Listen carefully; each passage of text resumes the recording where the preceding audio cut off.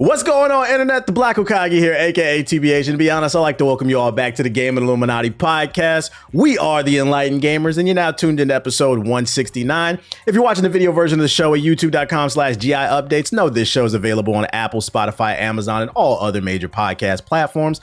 Also, be sure to rate the show 5 stars on Apple and Spotify. We need your 5-star rating so we can move up the charts and bring in new listeners. Also, be sure to follow us on social media. We're available on Twitter, Instagram, TikTok. Our handle everywhere is at GI Updates. And of course, join the Discord, discord.gg/GI Updates. Links to all our social media platforms will be in the description box below at youtube.com/GI Updates.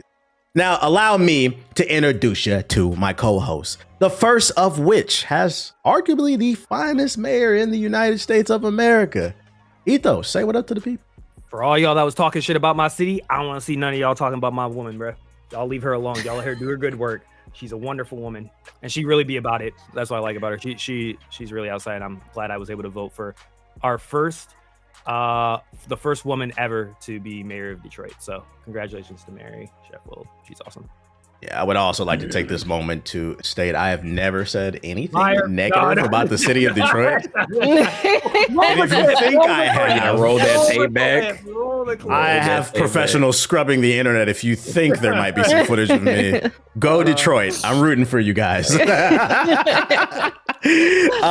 my second co-host, she has beat more games than everybody on the show in the year of 2025, and I still don't know how she does it. Miss 5,000 watts, say what up to the people. Hello, everyone. I just finished episode 6 of Dispatch. If you've played it, you know. I'm very happy. I don't know what none of that means. And last but certainly not least is our third co-host, who's happy because reports are coming out that the home values in the state of Florida are going up because there's a communist in New York City that was recently elected. And they're saying that a lot of people are fleeing to Florida. So that means the price of the homes are going up. UTX Florida Man the Don, say what up to the people. Hey, look, New Yorkers, I told y'all already, do not come to Florida. Like, I know there's a thing between New York and Florida. Don't come down here, bro. Don't run away. If you do, I mean, I will be happy for my equity to go up in my house. So, you know, that's the only positive. But don't overrun Florida, bro. We don't want y'all down here. So stay where you at, bro. Or go to Texas. You can go bother Siggy somewhere. The reason it's a lot of New Yorkers reportedly, because we don't actually the media be lying now, but let's act like it is real for a second. The reason is because there's a lot of Dominicans in New York, and for some reason Dominicans think the United States is New York and Florida. So I mean, where else would they go? That's why they're probably going down there. The Yankees roots too. George Steinbrenner, they this retirement state, and they want to be near the water and the beach and stuff. All that stuff. I should. Well, since the last podcast, a lot of games. I'm not gonna lie, man. There was a picture that came out that was like, yo, if you don't have something to play in 2025, you might need to find a new hobby. And I agree. It is banger after banger that's been released, and some of us have played all of them, and some of us have only played some of them, but we're going to try to discuss most of them besides Pokemon Za, because none of us played that. So if you're looking forward to hearing any thoughts on that, sorry to disappoint you. I'm just go ahead and get that out the way. None of us was smoking any of that Za. But what we were playing is the Ghost of Yotei, which is an exclusive to the PS5. It's the follow-up to Ghost of Tsushima, which is an open world action adventure game. This sequel stars a new character named Atsu, who is determined to take down the group known as the Yotei 6, who killed some family members of hers. Kind of typical revenge story. And now you're in a new section of Japan with new abilities, a new motivation. And this is arguably one of the biggest games of the year. Some people were thinking this could possibly be one of the Game of the Year contenders with the enhanced combat system, new technical features. Watts, ladies first, you got the floor. Give us the good, bad, and the ugly on Ghost of Yotei. So I haven't finished Ghost of Yotei yet. I'm at 50 hours. I will get there eventually. Oh. It's one of those games. I'm getting there. But I'm pretty close. I'm getting towards the end for sure. I think I'm probably I feel like I'm pretty close. The good, I think the game is absolutely gorgeous. Ghost of Tsushima was gorgeous, but Ghost of Yotei, as you're running around and everything, you will take moments where you're just like, oh my God, look at this place. This place is crazy. And you'll be saying that. I've been saying that for the full 50 hours. I'm taking pictures all the time. That's why I'm at 50 hours. And everything just always feels so cinematic. The combat has been really fun. You have a bunch of different weapons to play with now. Instead of doing stances like you did in Tsushima, you have different weapons, and they have different kind of play styles, different strengths and weaknesses, which is fun. I really like the system where you can disarm enemies and then throw their weapon at them. It's just fun to throw things at bad guys. It's just a good time. And all of that has been really, really good. Music, I think, is actually a step up from Tsushima. There's been music tracks that I've heard where I'm like, ooh, okay, I think there's more music tracks in Yotei that I have noted that they're super fun. The thing that I think they've improved upon the most is when you played Tsushima, if you've played it and you haven't played Yotei, when you were playing through and you were doing the open world stuff or the like side missions, a lot of it would get kind of repetitive. You're like, oh, follow the footsteps. Oh, okay, I'm doing this thing again. And it would be the same thing over and over again. Yotei has some pretty good variance in what you're doing in the open world. And then not only that, but things that you do in the open world relate back to the main story much better. Like you'll get attacked by bandits or something, and then you'll question one of the guys who was attacking you, and you'll get information on one of the Yotei 6 that you're going after. So it just feels more complete as a package. It doesn't feel like I'm running off doing this random stuff, and then here's the main story that's totally different. It feels a lot more complete and together. So I've been having a really good time. The story so far, I haven't finished it, so I don't know how I feel about it. Because in Tsushima, I think I only really got emotionally invested in the game, like at the end, in the ending, which I won't give a spoiler about it. But right at the end, I was like, okay, that kind of hit me a little bit.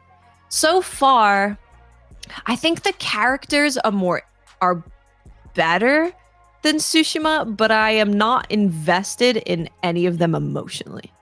Like, I don't really feel a connection to Atsu and what she's doing. And any characters that I've met, I'm like, yeah, I mean, they're pretty cool characters, but I don't really feel it's not grabbing me. The story and the writing isn't really grabbing me, but everything else, I think it's incredible. I'm having a good time. I will say about Ghost of Yotei, I'm enjoying the game, but I will go ahead and say I don't think this is like a shoo-in for Game of the Year. This feels like another solid Sony exclusive. Right, I'm like 45 hours in. I'm not finished either.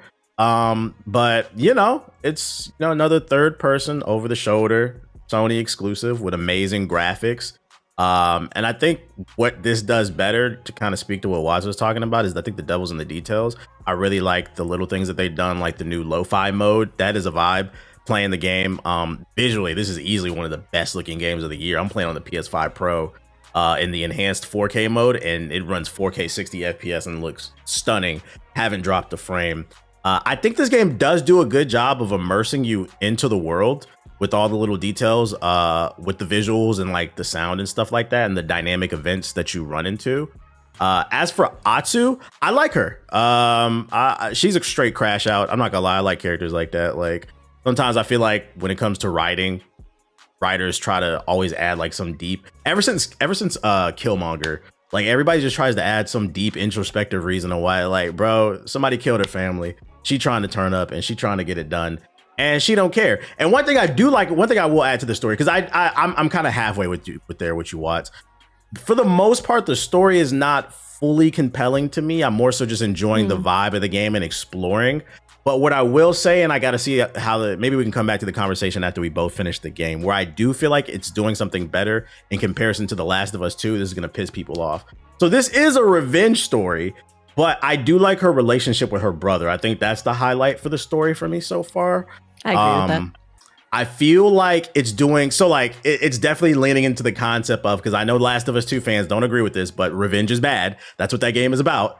I feel like this game is leaning into it, but I think it's doing a better job, and they're doing it by expressing it through the emotions of the brother. She gets so caught up in her mission, she can't see how she's ruining the relationship of the one family member that she has left. And I'm curious to see, will they be able to stick the landing? But I do like that part about the story so far. I think they did the writing really well right there. As for the combat, it feels kind of samey from the first one. More weapons, more gear. The drip is fire. I'll give you that much. The armors are fire in this game. It is. but the combat, it's still kind of samey from the first one. I feel like the parkour is still kind of janky in comparison to Assassin's Creed, but overall it's cool. It's cool. I do feel like I played this game before. Doesn't mean it's bad. I seen a conversation around that where people, I think it was one of the people we had on the show. Forgot. Damn. But he was saying that. But the Asian dude. Gene. Yeah. Gene was replying to somebody, and he was saying one of the things that we forget as reviewers is just because you play games all the time and it is safe, it doesn't take away from the fact that it is a good game. And I was like, you know what? I had to take a step back, and I was like, you know what? I agree with that. I have open world fatigue. But if you remove the fact that I am a game reviewer and like a podcast, and I was just a regular 9-to-5 person who plays 1 to 2 games a year, this probably wouldn't blow my mind. And you shouldn't take away from that. So like, it feels right now, I feel comfortable giving it like a solid 8.5. It depends on how they stick the landing with the story for me to push it over the edge. It's cool. Yeah. I was thinking, in Tsushima, so you have the main kind of story of like the invasion that's happening and you're fighting off the invasion. But then you also have this secondary thing in the background of Jin being like dishonorable or sticking to the samurai way. I didn't realize how much that in the background was actually adding to my experience of being Jin. And I do kind of feel like I'm missing something like that in Yotei. Like there's kind of just like the morality system. Atu's damn near villain. Yeah. Although there's been some things where they're trying to like humanize what the Yotei 6 have done, and I'm like, no. I don't want you to do that. I want Atsu to just be like, no, you killed my family. Like, I'm gonna kill you. I want her to be all in on the revenge, because these dudes are like tying up children to trees and setting them on fire. Like, come on. Very villainous, yeah. How you feeling about it, Jay? So I will disagree with you on that one, Watch, when you were speaking about Tsushima. I actually found that morality system, especially after playing this one, I actually found it to be a little bit annoying. Really? Yeah, I found it to be a little bit annoying. And reason being, this one, again, you don't care. You just do whatever. You can go full crash out. You can do a standoff, or you can go stealthy. You can do whatever you want. And I didn't actually like that in the background. I understood why, and it was very important in Jin's story. But I think after playing this one, I was just like, whatever. Like, I don't find that to be, hey, if I do it this way, it's going to change my story, or if I do it this way, it's going to, give me that emotional thing in the background. So that's just me. I don't think that it takes away from Tsushima, but I think after playing this one, I have a different perspective now on that morality system. But I will say I agree with what you and TBH said.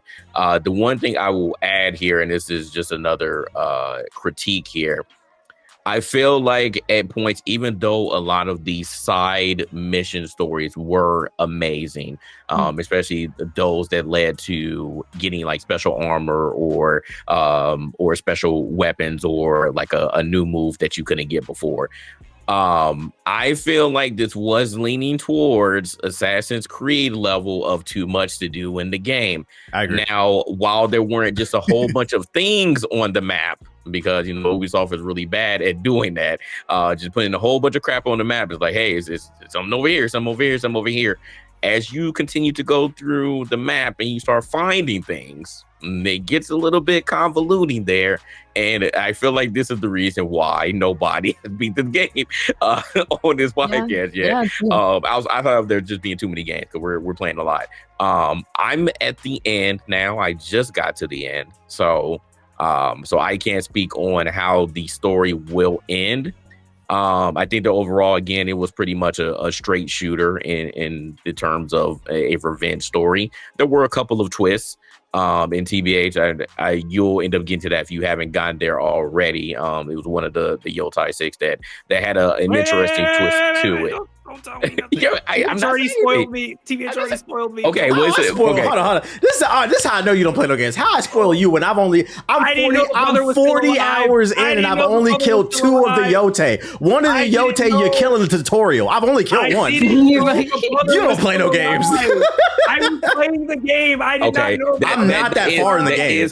That is kind of a spoiler, but that's early on in the game, though. It isn't. I'm telling you, I played it for a decent amount. I took a break because there's too many games, but I did get into it pretty far because I got to the ice region. I went up north. I beat one region. I helped the Odachi boy. I helped him out. Okay. And then I went up north, and I was doing the thing where I was having it seemed like a lot of sexual tension with the girl that you meet up there. What's her name? The woman that helps you track down the kitsune. I was in the middle of doing that, but from the time I've done that, I had no indication that the brother was still alive. I thought he died. I thought he died when the fan with the fire and everything. So that was a spoiler for me. I'm not that mad about it, Oh, okay. I was about to. I'd be mad, but yeah, no, that was like a small thing. I was about to say that when TJ said it, but yeah, but once you started going out, like, wait, what? He's alive? Yeah. It is a slight spoiler. It is a. That's like the fourth mission in the game. That's like the fourth mission in the game, bro. That's the running joke is that there's just, which I agree with JG. I feel like there's just so much like I'm not gonna say it's as bad as Ubisoft because I think there's a quality standpoint because I think like Ubisoft has a lot of stuff and the quality of it is all over the place. You want to explore it, but it doesn't change the fact there's a lot. Yeah, but I think at the end of the day, there is still that fatigue of God damn, there's so much stuff, and that's the reason why I took a break from Yotei because I was doing the same thing. I was like. That joke they had on Twitter, I'm 40 hours in. I only killed the first dude. I was the same way. I was like, damn, I think I was like 12, 15 hours in. I hadn't even killed the second dude yet. I was still trying to track down the Kitsune. They had me running up a mountain. I was freezing my butt off trying to learn the what's it called? The Kurigami or whatever it was. I'm just like, bro, there's so much stuff. And I'm like, I'm trying to like intentionally make myself stay away from like a lot of because I usually have a good sense of like, okay, I'm definitely doing like fodder content, like, content just, pad the game out and content that I feel like genuinely matters. But like this game, I agree with kind of what Lots was bringing up. Is like, it's kind of hard to tell sometimes because like you'll go down something, you'll think, oh, I think this is very important. And then you realize, wait, this is just some side thing I was doing, which is a good thing. It's worth it because the gear you get, like, now that I'm actually doing the story, I'm just destroying everybody. I'm hella OP, some of the main side missions are very important, and I feel like you should do them. Stuff like, is it like Mass Effect? Like, is there like if you do some certain side stuff, like it will impact like what you're doing, or is it like not that? I don't feel like story wise it does. I think it's just more for your skills and the armor and the perks that it gives you, and the drip is fire. So yeah, but I don't want, like, if there's a third Ghost or whatever Sucker Punch decides to do, I don't want them to get too into their heads about like filling the game with a lot of content. Again, it's good, but I felt like, again, I'm just exploring around and I'm seeing a random encounter. I'm exploring around and hey, here's a bird. Like, I feel like, again, I'm just having ADHD. Here's a fox. Like, it's like some of that stuff is in there, and then I just want to follow it. Yeah, and then I'm like, it's so much stuff in here, and I'm like, oh my goodness, it just takes me away from the story, and I feel like I have to go and do this to get this upgrade. I have to go and do this to get that upgrade, and I feel like it was a lot more in this one compared to Tsushima. The one thing I do like, and we talked about this when we talked about the preview of Ghost of Yotei, the quality of life. Like, even though there is a lot of stuff in the game, the travel system and the fact that you can camp anywhere, it might have the fastest fast travel lessons of Spider-Man. It's crazy. It's a blink, bro. I'm like, wow, like it's amazing. How fast the travel system. Wasn't even PS4. People were like, what the hell? Or was that PS5? No, it was PS4. Don't acknowledge PS4 players. But I remember, I remember with Ghost, it was so fast. I remember like they genuinely were like, we had to intentionally cause the load to be slower so that there was like tips or something. They were like, it would just be too fast. People couldn't read any of it. So but the PS5, man, it's literally instant. So I do enjoy that, and I feel like that does speed up a lot of things in the game. Like, I can instantly get from one part of the map to another. Everything is a travel point. There's not just a hub world is a travel point. You camp and that's a travel point. You go to any altar, that's a travel point. You go to a wolf den, it's a travel point. So I do enjoy that a lot, and I feel like that did make this game a way more palatable than again playing Assassin's Creed and having to deal with that open world fatigue. So they did bring a lot of quality of life options here, and now that I get to play it, like, I can see it firsthand. So I definitely applaud Sucker Punch for that. But overall, I think it is a great game. I'm still not saying it's my game of the year though. Like I'm enjoying it. It's nowhere near. I'm going to finish it. I'll say something that might make people mad. I don't want to say it's nowhere near, but it's not in the conversation for me. It's probably going to get nominated, but it's not in the conversation for me. I think whenever I talk about the game, I feel like I'm hating. I was like, I really like the game.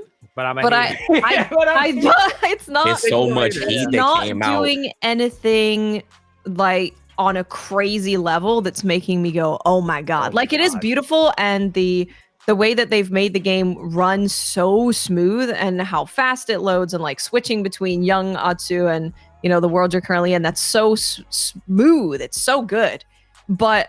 Yeah, like I think now I either need something kind of next level combat wise or writing and story wise for me to go, okay, this is like above being a great game. I think it's a great game, but it's just not above that. This Spider-Man 2 thing for me, it's the exact same way. I feel like, again, it's a solid game. It's a solid sequel. But did you do anything that brings it to the next level? In my opinion, no. It did not get there, but it's still a great game. Really good, yeah. Quality of that, really good. But, man, 2025, it's a very tough year, bro. We got a lot of hard outs. I'll go as far as to say, is not only is it not in the conversation for game of the year for me, really good game, but I'll also say that, like, if they don't make a third game, I'm cool. Like, after this, like, it's cool. I was going to ask you how you feel about that, because I loved Ghost of Tsushima, and I was really excited about another Ghost game. And now I'm like, I think I'm good on another Ghost game if they do the same thing. But if they did something like, wildly different, but within the Ghost franchise, like, I'd be cool with that. From Batman Arkham Asylum to City, crazy jump. From Assassin's Creed 1 to 2, crazy jump. That's what I want from a sequel. Like that number, or Jack and Daxter to Jack 2. If you can't do that on the second game, on the third game, it's going to be even more of a drag. Like the third game is the one where I expect you to be a little bit more lackadaisical, a couple new features, but it's kind of this, you're just riding out because, you love this trilogy. But the second one, it didn't feel like it was a big enough jump to where I'm like, I don't know if I want a third game. Like, it's cool. I'm good off this. Now the rumor is, I don't know if you're going to say this, Ethos. The rumor is they're thinking about finally going back to one of their other franchises like Sly or like Infamous. So I'm perfectly fine. To answer your question, Watts, they don't need to do a third one. They could very easily go back to Infamous, make another one of those, or Sly Cooper. A lot of people have been asking for Sly Cooper. So I would be perfectly fine with them not making another Ghost. They can do the movie or the series and continue Ghost that way. But another game, I think after this one, especially when I get finished, they don't need to make another one, or at least not anytime soon. I would rather them go back to another franchise or come up with a brand new IP before going back to Ghost and touching that again. The last Sly Cooper they put out, they didn't make it. It was made by another company. But if they return back to it and they keep going with that storyline, I played Sly 4. It was actually really good. It was underrated.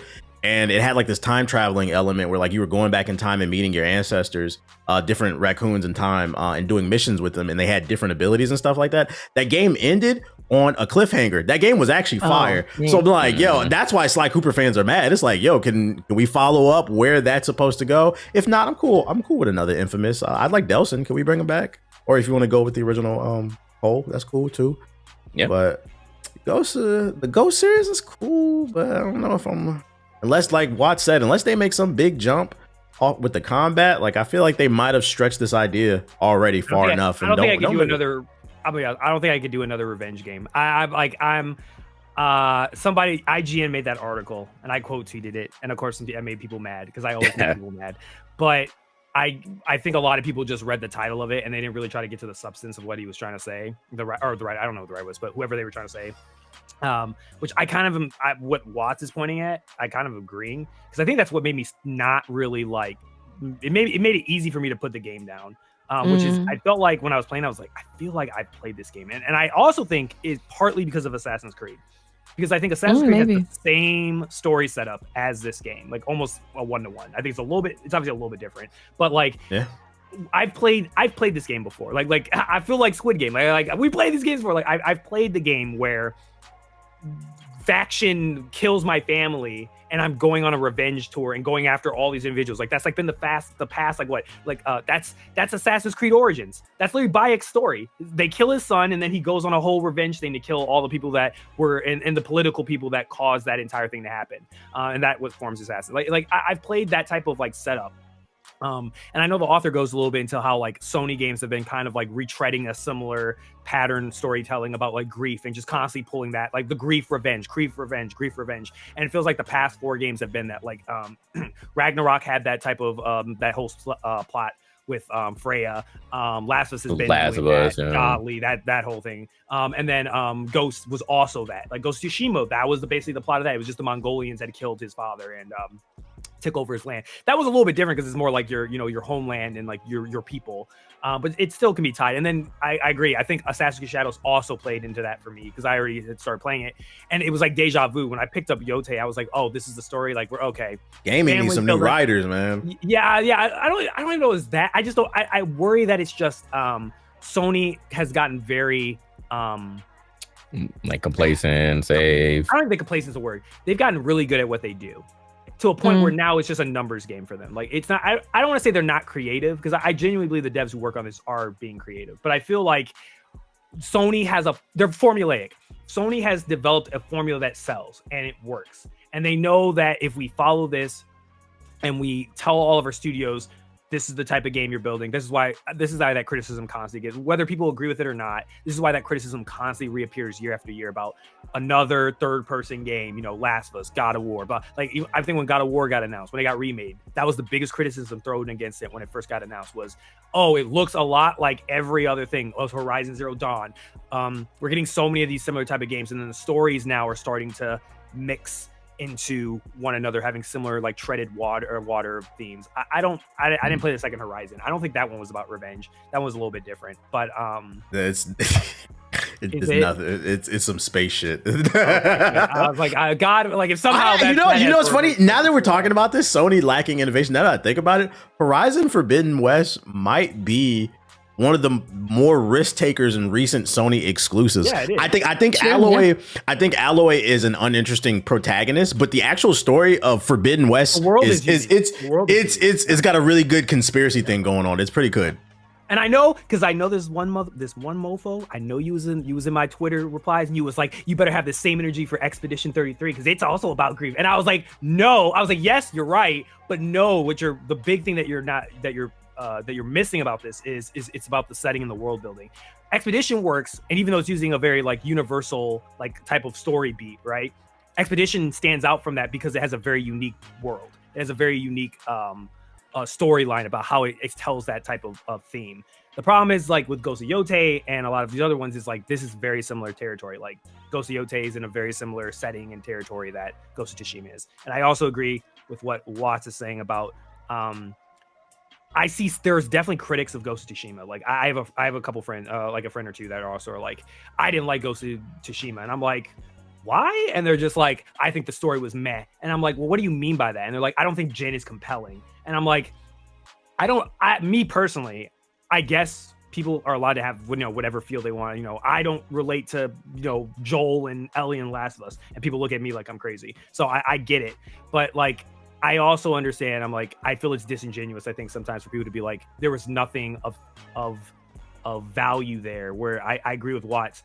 I did feel something towards the end part of the game. Like I always thought the concept of this is a person who has an internal battle with themselves of honor and doing the honorable thing versus, which you can kind of relate to nowadays. By any means necessary. When they swing low, we go high. like trying to have a moral high ground and standing to your enemy. And while your enemy is not playing on the same playing field that you are, they're digging deep. They're going to do whatever they take to beat you. And then Jin coming to this realization of screw the tradition. We're dying. I'm going to sacrifice our tradition because our tradition is what's causing us to get killed so that we can survive. And I'll become a ghost. I'll become something different, something more. That's kind of what Batman is about. Hey, check out Absolute Batman. But yeah, I think that's a really compelling story. And I think I agree with what you guys are saying. I don't think the side characters of Ghost of Tsushima were that captivating outside of the one woman. I think she was cool. And I think in Yotei, I think they did a better job like all the unique type of characters. But I think when it comes to the overall plot and story, that's I think the reason why I hadn't felt like constantly I have to play Ghost of Yotei. Ghost of Yotei is I don't feel a bond with Atsu. Like I don't really feel the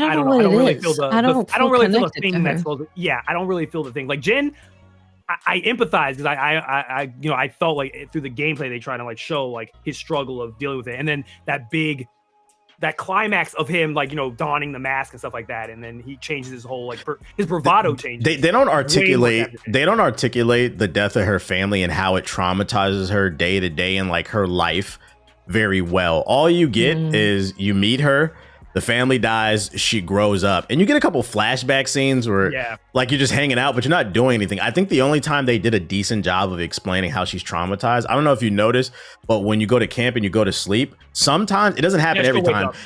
Sometimes she has a nightmare of fighting him. I'm like, they should have did more cool stuff like that to remind you like, oh, this isn't like some superhero. This is somebody who's fucked up in the head, basically. And I will tell you to hold that thought. They do get a little bit more in depth as you start progressing through the story. So hold that thought on that one. I'm going to coin this phrase, and I think this does apply to all the more recent Sony franchises. This is the John Wick effect. This is literally a page out of John Wick. Revenge, you kill my dog, I'm a crash out, and it's fine, but this is how it is, right? Like Ito literally laid it out. Like all of these games are revenge stories. They're in different universes, but essentially that's what it is. So yeah, I think that again, all of these different studios are creative as far as writing is concerned, but I think that we do need to switch it up a little bit when it comes to Sony and give us something else. Because I think at this point, I'm personally tired of all the revenge stories. And again, to Ethos' point, I feel like I played this game before. I didn't feel like you gave me anything that was super innovative combat wise and story wise. Expedition 33 made me damn near cry because of the risk that they took, and I don't even think that it's a fair comparison to compare Expedition 33 I'll explain what it is to Ghost of Yotei. With Expedition 33 and why I think it works when it comes to dealing with like grief in comparison to like these other games that are doing the same thing. With Ghost of Yotei and like Assassin's Creed and The Last of Us, you're almost like spoon-fed. In my opinion, the best art is the art that doesn't insult the audience, and Expedition 33 never insults you. You can play that entire game. I guarantee you there are people that played that game and they enjoyed it, and they might be screaming game of the year, but they didn't get the same thing as you. Yeah, no, they enjoyed the visuals, the voice acting, the music, like the combat, and they kind of understand. But when it comes to Expedition 33, you do have to think about what it means when they're talking about the paintings and what this expedition is all about. There's more critical thought behind it, so I think it doesn't insult the audience, and like you learn to appreciate that. Versus Ghost of Yotei, you hop in and she's like, let's get it. Like you said, the John Wick. So there's nothing, it gives you nothing to chew on. Versus Expedition 33, all of us can have a conversation and we all could take something different from it. And that's why they look at the endings when you beat it. Think about when I was arguing with you on I interpreted something different from you. That's why they also say a good picture's worth 1,000 words. That's how you know if it's a good piece of art, when we can sit here and have that conversation. But like with Atsu, it's like, I need a little bit more. It's a little too much. It's too much spoon fed. Let me pivot the conversation this way with a Yotei. Did Ethos close your ears because cover your ears because you didn't. I don't think you got this far. Minor spoiler, but not really, because if you're in the conversation in the community with this game, the hardest boss fight in the game, you guys know who I'm talking about, right? The one on the mountain. Yeah, fought him, Takazo. Yes. All right, what's our take on him? Was he like one of the hardest boss fights of the year? What'd you think? No, not even close. He was one of the hardest boss fights in the game. But but as far as no, absolutely not. I'm like, this again is a skill issue, unfortunately, that people as soon as you like get, because if you fight him like right away, it's pretty hard, because even if you're playing on like regular difficulty, he's going to one-shot you. And you don't have any tools or anything like that. If you get some tools and some different weapons, people can kill him just by throwing tools at him, and he can't do anything. You can't spam him. Yeah, you can spam him. You can spam him if you want to. Yeah. So I just ended up parrying him and stabbing him with a spear.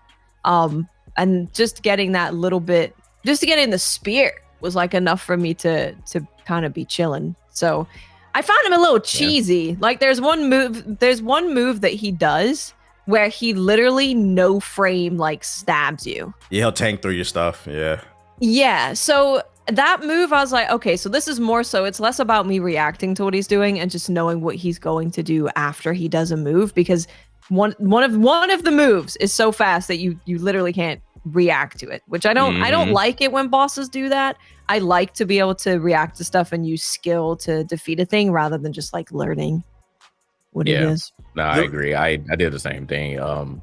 Once it was Dark Souls as far as like I had to learn this pattern in order to get it. Once I figured it out, once I downloaded them, then it ended up being easy. And I use the spear as well because I'm like, well, if you're using dual katanas, then this is what I'm supposed to use, right, in order to beat you. So yeah, I use that, and then I switched up my armor to the bounty hunter one, so I can get those extra counter hits. So once I did that, I was like, yeah, you're done. So you just had to switch up a little bit in your kit. But I ended up fighting him a little bit later on. So like you said, I had like a lot of the tools and stuff, so he ended up being a piece of cake. But yeah, I couldn't imagine fighting him like super early on. I would imagine that being a way harder challenge, especially if you don't have a spear or anything super else. Early on when you have just like 2 weapons and stuff. I was like, guys, this seems a little.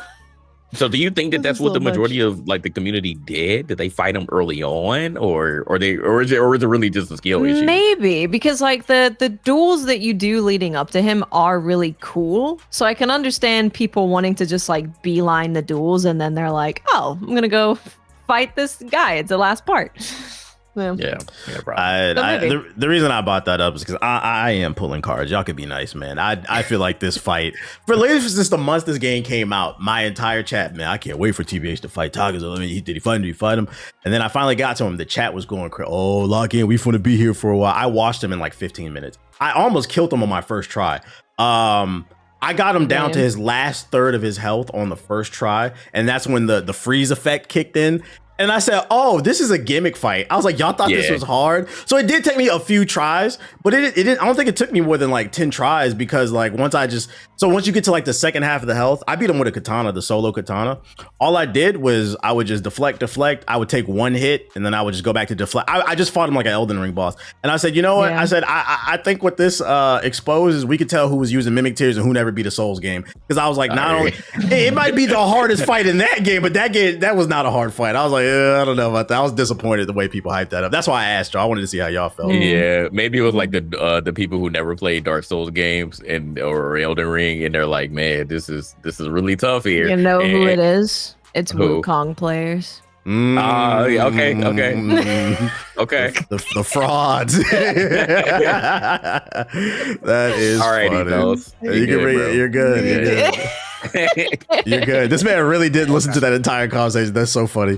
One thing before, because when you were talking about TBH talking about respecting the players, one thing that does actually bother me about Yotei that makes me a little upset. Every time you get a new weapon and they're like, now what do you use against the sword? The sword, that's right. What do you use? Sound like Miss Rachel, bro. Sound like Miss Rachel. I'm like, I understand doing it the first time, but like after I've been playing this game for so long and it's like my third weapon or whatever, you don't need to take me through what do I use against this thing? No, an example I can give you too is the live action adaptation of Avatar on Netflix. That's an example of like, I feel like what made Avatar great is it is a kid's show, but there's a lot of things there's deeper meanings that are implied that requires you to like critically think. So like it never insults you. But the live action version of Netflix, I didn't like it because there's like certain moments where it's like, it's just like you said, he said, oh my, like at the end when some of the fire people realized like they were evil, oh my God, we were on that boat and we were part of that assault. I can't believe the Fire Lord would do. I'm like, bro, what the fuck is this shit? Bro? I'm like, it's very obvious through the telling. You didn't have to spoon feed me. But like, if I could tell some writers like, yo, stop spoon feeding people stuff. Let's get back to critical thinking. Because I think it'll just make the art better. It gives people to watch things more and just more to chew on, I think. But yeah, that's some food for thought. It's a good game though, guys. We do like it. We do like it. It's why have to make sure we're not slandering the game, y'all. Okay. I know it may be your game of the year. It's only fans, you're not going through what the other side is going through right now, but it's okay. We're not slandering your game. That is funny, man. that is the conversation on Ghost of Yotei. I think for this next one, Watts can clock out because I don't think you played it, but us three did. Battlefield 6.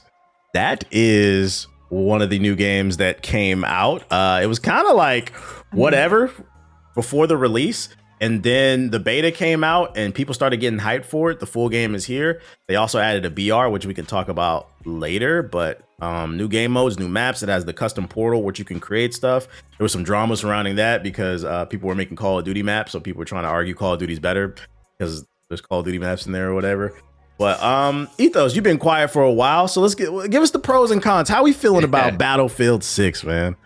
Man, we're back. We're back. I can't believe we're back.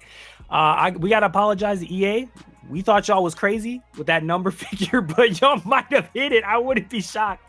I wouldn't be shocked if they announced and they say, yo, we actually hit the mark we were trying to aim for. They obviously knew ball. We did it. We got that. We called this wrong. We really laughed at them months ago and said there's no way in hell Battlefield 6 is going to be this good as they think it's going to be. And they nailed it. Granted, this was a self-inflicted wound that they had caused from 2142. So it's not like, oh man, people, the gamers just forgot about it. It was gamers always, I feel like most gamers liked Battlefield. Like, I feel like it always had like a positive impression on like a lot of shooting fans. But a lot of the recent ones have been kind of like, hit or miss. But I love it. It's the closest thing I think that DICE has gotten to how I felt back with like BF4 and BF3. It feels a lot like BF3. It feels like a hybrid between BF3 and BF4, gunplay, everything. Unfortunately, I'm saddened that this game is getting like currently like conversational speaking, like just conversation wise, is getting hijacked by a lot of bad actors and a lot of people that don't know what the hell they're talking about, and a lot of different communities and different sides that have they might have played Battlefield games in the past, but they have come to believe that their gameplay philosophy or the way that they play the game is the correct way, and that other people don't know what they're doing or don't understand the franchise. And I feel like that's very disingenuous and it's really bad. So I will say this is probably, I was going to say it was going to be my favorite shooter this year, but the other game that just came out recently, it might have just snuck in at a lot last minute. It might have taken that from me. But this is by far the best Battlefield that DICE has released in a while. It nails everything. The only thing I see people say is ass about is the campaign, but I'm gonna be honest with you, I played I didn't finish the campaign, but I played a good amount of it, and I don't think it's as bad as people try to make it out to be. Like, people are out here saying it's a 4, it's a 3, it's terrible, but it's no different than any other like sort of like Call of Duty campaign that I've played. It's got a lot of cool set pieces. It's a very good tutorial piece for people who don't really play shooters, if you just want them to get used to the teamwork mechanics and just like understand how each of the classes work. I think it's a dramatic tutorial basically. I don't think the story's anything to write home about, but it has some really cool set pieces, some really good locations. But the multiplayer is really where it shines. Are we including DedSec in this, or Redsec, or whatever the hell they call it? Yeah, if you want to check out the BR, you can. BR is all right. I hate to say it. It's actually not bad. So I think Battlefield needs it. Don't let Jay-Z hear that. I don't think the BR. I don't think Battlefield ever needs a BR, but I'm not gonna sit here and act like it's trash. I think it's pretty well executed. But again, it's about this idea where I feel like it's servicing a different market than what I'm into. So like, I'm really into like the multiplayer Battlefield experience, the PvP, not really the BR type of experience. So as long as DICE doesn't like out of nowhere decide we're gonna invest more of our time into the BR and let the multiplayer just like not get updated, then I don't really care. It's fine as long as both sides of it get constant updates and are both taken care of with the same level of quality. Let people have their cake if they want to play. I will say one thing I noticed this game is that I'm really happy that this type of game, when you boot Battlefield up, it kind of feels now like it feels like a complete experience, like out of the box. But I really love how this game feels like what are we feeling tonight? Like you can boot it up and be like, do you want to play some BR? Do you want to play some PvP? You want to play Search? Do you want to go on the portal? Like it feels like there's a bunch of different types of like experiences you can play. It's not just one thing you got to play. You can if you want something big, you can play Conquest. If you want that BR, you can play that. If you want something a little bit more like, I just want to run around, with my brain turned off and shoot people, you can play like those game modes. That's why I really like it. It feels like it does so much for so many different groups of people, and it doesn't hurt any aspects of the game. So Yeah, I have like one little technical issue with it, but other than that, I think this is the best game that Dice has. What's the technical issue? I've been having some. I think it's me. I don't know if it's me, but I've seen people online bring it up, so I think it might be something with Dice. Something is weird going on with the Conquest servers, like the dedicated servers that people play Conquest. For some reason, when I play on the 60, which is weird, right? Because this doesn't happen when I play on VR. It only happens when I play Conquest or like any of the big game modes with all like 64 players on it. I get some very strange rubber banding randomly and like some packet like issues where like things are moving in slow motion for me sometimes, but it happens at a point where like it's actually noticeable, where it becomes actually detrimental to me being able to play.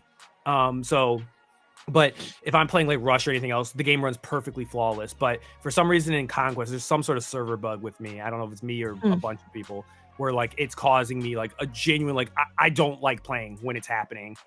So I'm hoping like through some random update, it just all of a sudden it's fixed, and I'm like, oh, awesome, I can do that. But for right now, I kind of stay away from Conquest until like the bug is fixed or whatever issue. I use my shill phone and I let EA know, so they said they'd look into it, so we'll see. I feel like my opinion on this game has not changed from the beta, which, I'm shocked, but I'm glad I'm reserved judgment because it's EA and they should never be trusted. That being said, shooting feels tight and concise. I think the thing that shocks me the most is just how might be one of the most optimized games of the year.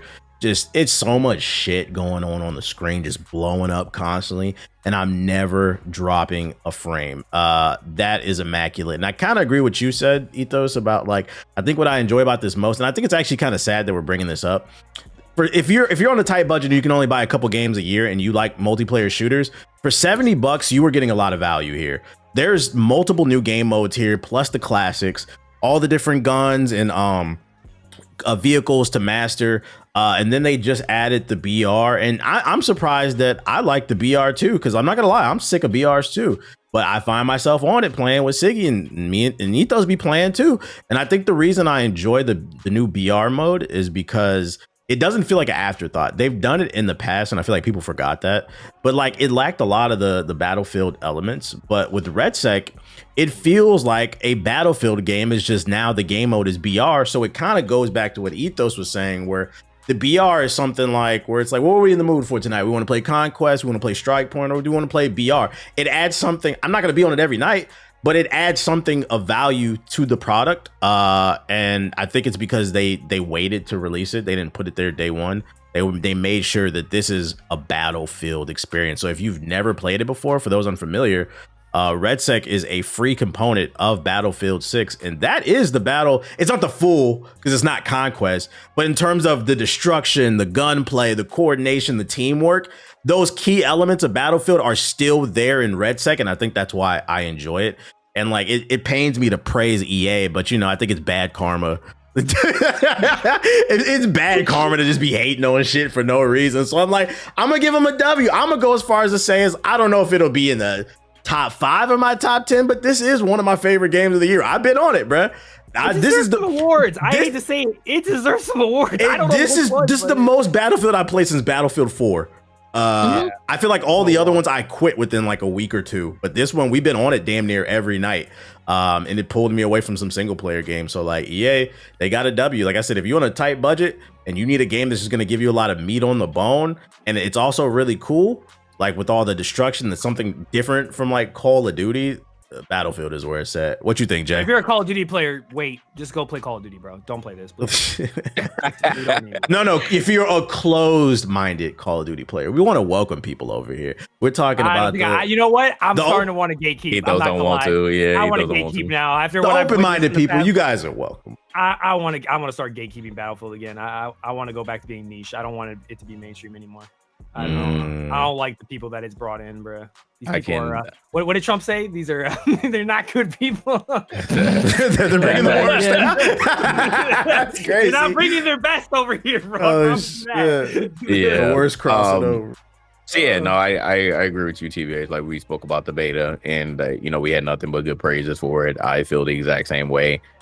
There's really something for everybody. As far as BR is concerned, like I say, it's cool. I call it the Temu Warzone because EA literally did copy off of Activision on this one. It's not a bad thing. But they learn from their mistakes with the really toned down BR that they had for Battlefield 5, which literally nobody enjoyed. We played it for like an hour and then put it back down. Y'all can play it, but I'm really just sick of BRs. Like, I think after the whole Apex thing and us playing it all day, every day, I'm super done with BRs. I don't want to play another one. So it's fine. I'll hop on there every now and then, but like that's not one of the main game modes that I want to play. I see he's addicted to it. He always want to play that, or Search, or Strike Point, as they call it on here. You know what I think it is why the BR doesn't bother me? It scratches that Call of Duty itch for me, because it and this is why it goes back to the amount of value you get for $70. If I want that Conquest Strike Point experience, I can do that. But if I want something quick where I can just get in and just shoot people, I can play Redsec, because I'm adamant about I'm not fucking buying Black Ops 7. I cancel my Game Pass. Fuck them. Damn, I hear you. So no, it's great. I definitely do agree that I think it's one of the best shooters this year. Like, we'll still wait. I don't have any confidence that it will be better, but I think it's going to very easily be better than Black Ops 7. So I'm not too much worried about that part. But we'll see. It may end up blowing everyone's mind, but I'm not going to be buying the game anyway. So, but yeah, I'm loving Battlefield. It's definitely giving me that Battlefield 3, 4 feeling. With a lot more added on to it. So I think that's the best thing about it. But yeah, I'm gonna have to agree with Ethos here when it comes to all these Call of Duty players coming over here, or people who have never played Battlefield before. I don't know where y'all came from or why y'all felt like y'all needed to bring an opinion. Y'all weren't in the trenches with us, literally, when we were playing Battlefield 3, 4. Me and Ethos, we were talking about how we were playing Battlefield 5. Y'all didn't play that. I understand why, but we were playing that back then. Like, we didn't with the women. So like, we didn't give over Battlefield. We wanted it to be great. We wanted to be able to constantly compete with Call of Duty, but they made some bad choices, unfortunately. And then 2042 came out, and we were expecting, some greatness, and unfortunately they didn't deliver here. But they went back to the drawing board, and EA Dice made it happen with Battlefield 6. You see what happens sometimes. You don't need to do too much in order to capture and keep that core fan base. And I want that core fan base to stay here. I want to let you players know right now, whether it's Call of Duty players or just outsiders that have never played Battlefield before and have never been in the trenches, we don't care about your KD. I'm gonna tell you that right now. We don't care about your KD, bro. The mantra with Battlefield is PTFO. Play the fucking objective. We don't care about any of that other stuff. You can be at the top of the leaderboards, but if you are not contributing to the objective, which is again the majority of Battlefield, yes, they have a squad team deathmatch. Yes, they have a regular team deathmatch. You can go and play that. You can go play BR, play Redsec, but when you over here playing Rush, Breakthrough, Conquest, we don't care about your KD. Like a man. Yeah, play the objective, bro. Like, we trying to get out there, get in the tank. Yo, that thing that what's his name? Swag had said, where he's like, "You want me to come and revive you, but there's a tank in between me and you." And I was like, "Yes, that's the the epic moment. Be the hero. Risk your life. Risk your life, bro. This is a Michael Bay movie. You don't hide behind. We're not gonna hide and wait. You get a rocket launcher, you pick up your boy's kit, and you finish the job. You don't let your brothers die on the line, and then you just sit there hiding on the corner because you just want to get an extra kill. That's not how you play Battlefield. If you are playing support, bro, revive your teammates. Stop standing around. Stop thinking, "Oh man, somebody go shoot me." No, revive your teammate, because that's one less ticket that you'll be wasted. Like, y'all gotta understand that that's the whole point. You have these roles for a reason, so play a role and play the objective. Like, and there's really nothing else to that. To say that the Battlefield community is casual, I've never heard once in my life that the Battlefield community is casual. Like, I'm just not understanding all these opinions. So what if they are? So what if they are? I mean, yeah. Who cares? They're having fun. I'm like, not everything has to be competitive, bro. Like, Battlefield doesn't even have a competitive scene. We're just on there trying to relive. Like, your favorite creators is pushing for people with jobs. That's what I'm gonna say now. Battlefield is Call of Duty with people who have jobs and just want to have fun. That's what it's for, bro. Call of Duty, all you unemployed sweat lord pandemic babies, that's for y'all, bro. Y'all stay there. Y'all do y'all little jump kicks. Y'all get mad at each other. Y'all stay and do that, bro. Don't get your kill streak. No, there not going to be any kill streak in Battlefield. I'm sorry. It's not happening. We are on there to play the objective, bro. We acting like we in war for real. So we act like we in war for real. I'll role play this shit. Exactly, bro. So yeah, I don't like Call of Duty people, y'all have had some really, really bad opinions over this past couple of weeks. So again, when Black Ops comes out, y'all go run back over there. When Black Ops 7 comes out, please run back over there. Make advice, make videos, talk shit about that, bro. Y'all be doing all that. Talk about how bad that game is, or how good it is. Y'all you're gonna play it. You're gonna play it for a month, and then you're gonna say you hate it, but then you're gonna play it for the entire year because that's your life. You know that's your entire brand, Call of Duty. So stay over there. It's fine. Also, small thing. Shout out to Vince and Pella. I think at this point, you are Kojima level, sir. You are one of the greatest developers ever to walk this earth. You have brought back you have made two major franchises that have impacted the industry. You have brought a franchise back, I'd argue, from the dead, from hell, and you've made EA a lot of money. And I think you're at the top of the podium board with like Kojima and Sam Lake and a couple of other, like, I think he's an auteur, different type, right? But I think he's an auteur and a godfather of the FPS genre. So I think he deserves that level of respect, and he's got my respect 100%.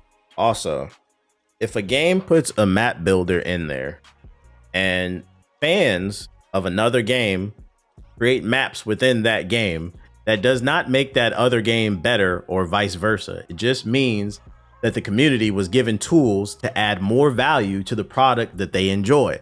Because that's another terrible. Y'all talking about playing the objective. I don't know if y'all saw, there was a video that went viral where dude was trying to argue that Call of Duty's better because when Battlefield 6 came out, people were making Call of Duty maps inside of the portal for Battlefield 6. And I'm like, first of all, most people don't even play them community maps.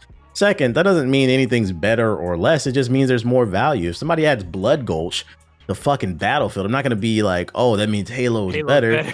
It just means Blood Gulch is in the game, bro. And that's cool. Like, I don't think people understand. And this is where I know I'm getting old.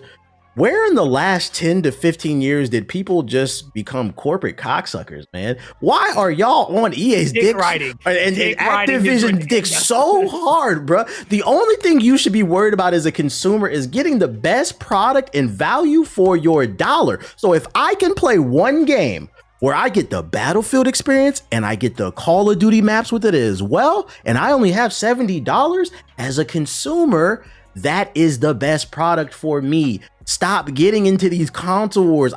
They don't pay you guys. Like I said, there's been some very bad opinions about Battlefield 6. And the worst part is too, I rebutted that viral TikTok that I saw, and dude replied and he was like, oh, I was rage baiting. We got to stop doing that too. Man. He was dead ass serious. He was dead ass serious, bro. You got to understand, if you're trying to be a content creator, at least long term, if short term, if you're just trying to get gains and get followers, I get it. Do the shock value thing. But if you're trying to build a platform long term, you should just be honest about what's going on. Like, we got to stop this. Just like what you like and keep it moving. Being dumb and ignorant should not get you popularity. I don't know how this became a thing. Just enjoy the video games, man. And like it's so weird because it's like, oh, they added this map that's like historically well known and good to this game I like. So we should boycott the game. The game that has more than the other games. Anyway. I'm like, just imagine Call of Duty had a map editor. I mean, I'm pretty sure people would do the same thing. They'll do the exact same thing. In my opinion, would be the same. If they put Battlefield maps in Call of Duty because of the map builder, I'd be like, oh, that's cool. Sure, great. Give me North Canal, see how that be. Like, come on, man. Like, Canals would be fire. Metro, Especially playing it with a different sandbox. It's fun to see how the map feels. I think that's been the most confusing thing about the release of Battlefield 6 and these influx of bad opinions. They have a hard time warping their mind around the fact that we just want to play the game for fun. That's what I like about Battlefield 6. Not all this weird shit I gotta just get on, play a couple objectives, I'm getting off, bro. Like, it's not a job. It's like, you're not MLG, bro. Like, I tell people this all the time. I was like, what is the most popular memory, like, map? Like, if I asked you right now, what is the most memorable map experience ever of all the Battlefields you play? Which one is it? You know what it is. Subway, the Subway one. Yeah, it's Metro, yeah. Why is that one infamous? Because there's no competitive viability for that map. It was just two sides stuck in the middle of a metro shooting at each other constantly bullets. That was it. And people loved it. It's considered like one of the most memorable gaming experiences, I think, of like the 2010s. So like that right there tells you, like, it's not some competitive game mode. It's not some like, oh, well, we sweat off. It's always been the most memorable moments of Battlefield are not some MLG player. It's not some like crazy like guy who got 30 kills and got a nuke. It was always this guy jumped out of a jet, took his RPG out and shot another jet and jumped into back into his jet. That's fun. That's all it's been down to, is just the sandbox and just crazy fun. Not I'm dropping 30 kills and my KD is 3.5, bro. This obviously means I know what's best for the game. The bloom and the movement to mechanics. Shut the fuck up. Worst part about it too is Battlefield. They'd be like, this shouldn't need kill streak. Battlefield does have kill streaks. You can hop in a helicopter, a jet at any time. If you play the sniper, you got a UAV. You guys just need to learn how to use the abilities. And you can use it any time, by the way. What are these gadgets? Like, what am I supposed to do? Like, all right, buddy. Let's move on to the next big release that's came out since the last podcast. We got to hear your opinion on this one. Ninja Gaiden 4. Miss Watts, this is the 4th entry in the series. Obviously, a bunch of new enhanced combat abilities, super fast, got the berserk meter. They also added like that little blood mode where you hold the trigger, which adds a new combo set to it. You also have a new protagonist, which upsets some people. But it's available on Game Pass. New action game. Ninja Gaiden 4 is one of the biggest releases of the year. Is this a worthy successor to the series, Watts? I think so, yeah. I think so for sure. The combat in Ninja Gaiden 4 is just so much fun. Like when you start learning how to piece all of your combos together, and then you learn, okay, I want to use this weapon to do this. I want to use this other weapon to do this other thing. The flow state that you can get in this game is so much fun. And each weapon, as you mentioned, has like a blood form. It's called Blood Raven form. So you have like dual swords, but then you'll have a Blood Raven form, which is basically a different weapon. And then you have another weapon that's kind of like a rapier. And then the Blood Raven form is like a massive drill. So every weapon kind of has 2 weapons, and they're all kind of good at doing different things. So when you start learning how you want to use those different things, it gets really, really fun. And you can juggle enemies in this game. It's my favorite thing to do. You can get them in the air. You can keep them in the air. You can switch weapons. It's crazy. It's really fun. You can definitely feel the Platinum Games DNA in Ninja Gaiden 4. Because if people don't know, it's Team Ninja with Platinum Games who made Ninja Gaiden 4. There'll be moments when you're like on a railing and you're having to jump side to side to avoid different stuff. That's very Platinum Games. But yeah, the music is also really good. If you've played Expedition 33, you've definitely heard Victor's voice in the Renoir song.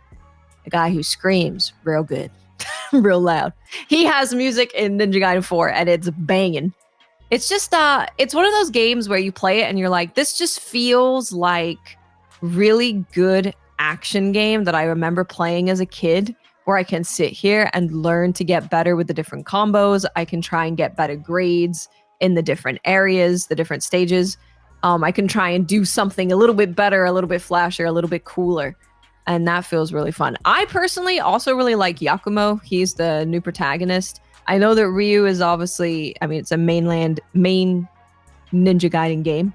So I would love to see Ryu. You do play Ryu in this game. You can play as him, and then once you go into New Game Plus, you can play the whole game as him if you would like to. So he is in here, but he's obviously not the main character. So Yakumo has a lot more interesting tools at his disposal. So yeah, I think he's really, really fun to play as. The way that difficulty works in the game, you have like easy, you have normal, you have hard. And then after you beat the game one time, you can play on Master Ninja, which is the highest difficulty. You also have little moments during the game and these things called purgatory gates.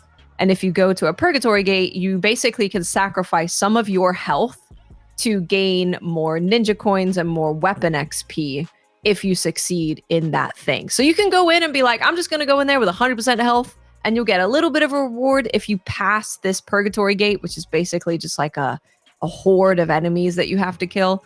Or you can sacrifice like 30% of your health, et cetera, et cetera. And then the more you sacrifice, the more reward you're going to get at the end of it. Another big thing about Ninja Gaiden 4 that they've added that is a little different is you have so many more tools for defense. You have parry, you have perfect block, you have perfect dodge. And then you also have stuff that goes with your Blood Raven weapons with perfect dodging and perfect guarding and all that stuff. So there's a bunch of really cool stuff that you can do. Level design is pretty simplistic. It's very much so like A to B action game. Personally, I don't know if it's because I'm old, might be, but I really like having that kind of linear action game experience where it's like, I'm just being taken from room to room and I'm here to beat some dudes up and I'm going to the next room. There's a little bit of exploration in that you get these bounties throughout the game, which will make you want to explore a little bit more. You'll take out like a gang of thieves. That'll be like a hidden kind of mini boss fight. So that can make you want to explore so that you can do those bounties. But yeah, it's very much so like go do cool stuff and kill things. Yeah, I just started playing this game today because I wanted to get some time on it so I can at least give an opinion for the podcast. Because goddamn games, I was like, let me just try to sneak in there. And I have to say, I'm shocked. I didn't really have too many expectations. I like Ninja Gaiden, but my only experience with it was Ninja Gaiden Black. I think like on the original Xbox. So like I haven't played them all, but I knew I liked it, and I was like, all right, I'll check it out. Another banger coming out this year. And I have to say, I'm about an hour and a half, like 2 hours, and I only beat the first major boss on stream. I feel like I might end up liking this game more than Ghost of Yotei. Controversial opinion. And it's for the exact reasons you kind of just you described. What? Let me sell this game to people. If you are that person that says gaming is dead, gaming was better when I was a kid, nostalgia, PS2, this game is for you. It's literally run room to room and run the fade. And the fun is the combo system is so freaking deep. So you find yourself just getting better and better. You could pull off some really cool shit. Like when you juggle somebody in the air and then you do that leaf hurricane and dunk them into the fucking ground. That shit is fire. And then you grab them and throw them off the map and they hit another one. This game is a straight power fantasy, but it's a challenging one because you do have to get better.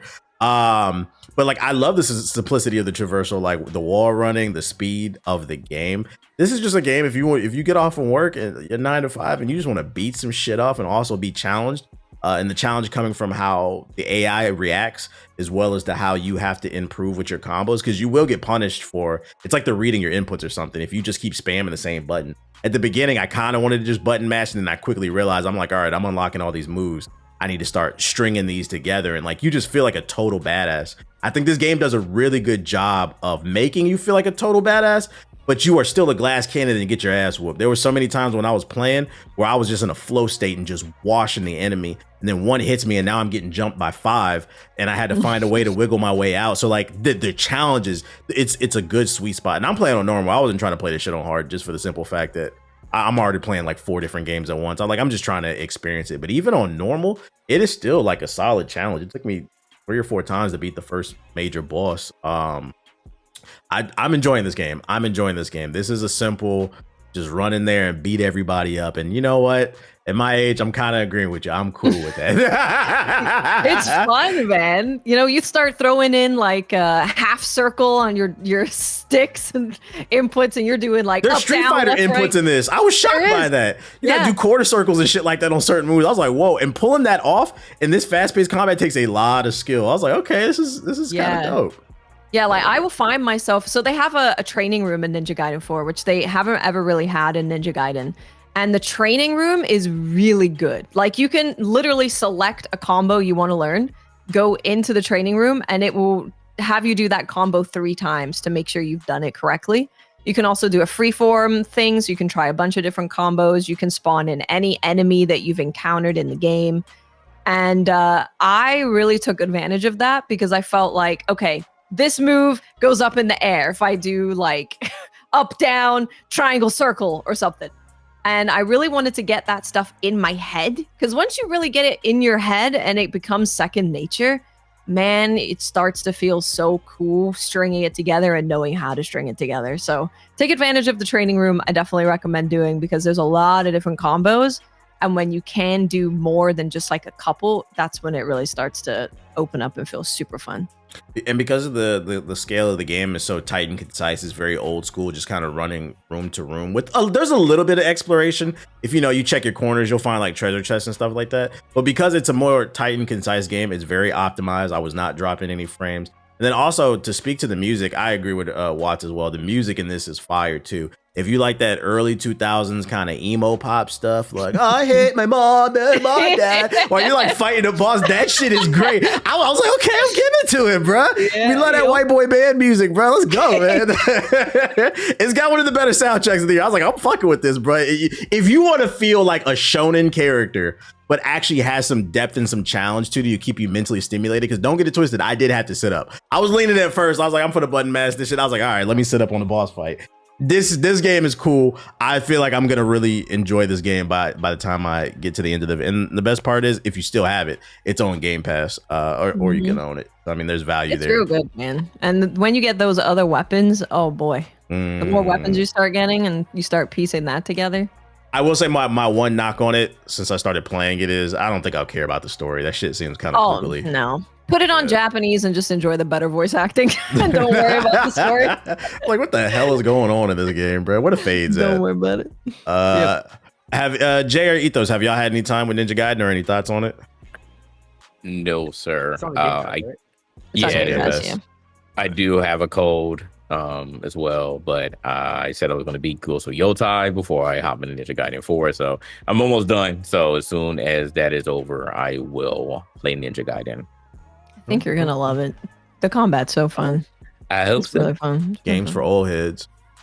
Cool. So that's our thoughts on Ninja Gaiden. Well, then I guess we'll move over to this other big game that some people are calling should be game of the year. I've seen a content creator actually campaigning saying they hope that it beats Expedition 33. It needs to beat Expedition 33. It needs to. Yeah, Needs you haven't to. seen that clip from what's the name, Shroud? I was like, Wow. that's how you know Expedition 33 is the standard when you say stuff like that. But yeah, he said he I was like, bro, no, we need Expedition 33 to win because that game was $50 and made by 30 people and it was fucking It's great. good for the Like, industry. yeah, we need to push the agenda, Yeah. guys. We don't need more live service. But anyways, that being said, I will say I was skeptical about Ark Raiders. That's what we're talking about. There's been a lot of hype about this since the beta and going into the full release. And I was like, I'm not really into the Escape from Tarkov kind of looter shooter, extraction shooter type of thing. But I got an email. I got offered a free code. So I was like, F it, why not? I could talk about it on the podcast. And I know Ethos has been on it as well as Chaos. And I'm gonna give you the floor to kind of explain the gameplay loop and what makes it different from the game like Escape from Tarkov Ethos, as well as like give us your pros and cons on your thoughts. Like, do you agree with some people are saying it should be game of the year? I will say just off rip, it's not a BR. I know some people have mistakenly thought it's a No. battle royale game. It is not a battle royale game. It has a similar, like it's like a cousin of battle royale, but it's not. The main goal is not to just like have a bunch of people on one map and then trying to kill each other until there's one guy left. The game has like more nuance. I'd actually say I've seen a video describe it this way, which I agree. I don't even think that this game is necessarily like it is an extraction shooter by its like genre definition, but I would say it's truly an emergent game, which means the game is one of those games where it has a bunch of base level mechanics and systems, and the uniqueness is that all the players can interact with that system and cause these very unique stories to happen in real time. This is not a game that's really about, like a single player story with like cut scenes, like what you expect like from Sony. Like this is not like that type of a game experience. This is like you have an experience interacting with other people, and it's so funny or ridiculous, or even with the AI, which I think is the standout about the game. And those type of experiences is what you want to tell your friends about. And I think that's what's really captivating a lot of people about this. Extraction shooters have been around, but they've mostly been locked away to PC. So this is a big deal because this game is the first extraction shooter to hit, like from a mainstream standpoint, hit like the consoles, which was a big thing that Bungie was trying to also reach. But they have their own plethora of problems right now with Marathon. And I think like there's been kind of this not agenda, but there's been kind of this like anti-extraction shooter hit, because I get it. A lot of people are traumatized by BRs, totally understand it. But people are trying to say like it's saturated, but I want to point out that like this genre has not been saturated yet. It probably will be in like 5 years time, but it hasn't been yet. The only one that's been out is like Tarkov's the main one. But the way people describe it, which I agree, is it's Tarkov for employed people. Tarkov, I tried playing a couple like a year or two ago, like during the pandemic. I tried to get into Tarkov because I had so much time, and it's just too much. The game's cool for that type of like OCD, like really tactical person, but I think like what Embark has done here is they've made a very accessible extraction shooter that I think a lot of people who think extraction shooters are a little bit too much, like too much stuff you got to do, too much tracking. They found a very nice way that new players who've never tried it out, or not even really into multiplayer games, might actually be interested in this. I've seen a couple of people who never, like, I don't play shooters, I'm not into this, but they find interest, or they've heard a lot of other people talking about this game, and now they're like, okay, you know, I'll be open to giving it a chance, or I'll try it out. I think what I like about this game is ethos lore moment. I was a huge fan of Last of Us's multiplayer, and I think a lot of people are comparing this to a bunch of other things. Division. They are. But I think this game is really, it's Last of Us. It is the Last of Us faction game that got canceled. It is. The only exception, I think, comes like the melee. Like, I know Last of Us has that very unique melee system. This game doesn't have that, but I think from like multiplayer experience where, like, you know, you creep around, you try to catch people on different angles and positioning, you try to shoot them. The minute to minute gameplay and how you interact with people in gunplay feels 1-to-1 to Last of Us. And because of that, what I really feel is that this game succeeds because, one, it's very polished, like out of the gate. It has content out of the box. It doesn't really feel like it's missing like a key component that should be for like a live service game. You see so many live service games now that come out, and what's the number one thing you hear everybody say? It feels lackluster. It feels like it's missing something. Skate. You know what I mean? Yeah, like it's missing. There's the meat on the bones isn't there. The bones are good, but it's missing some of the meat to make me want to like play it.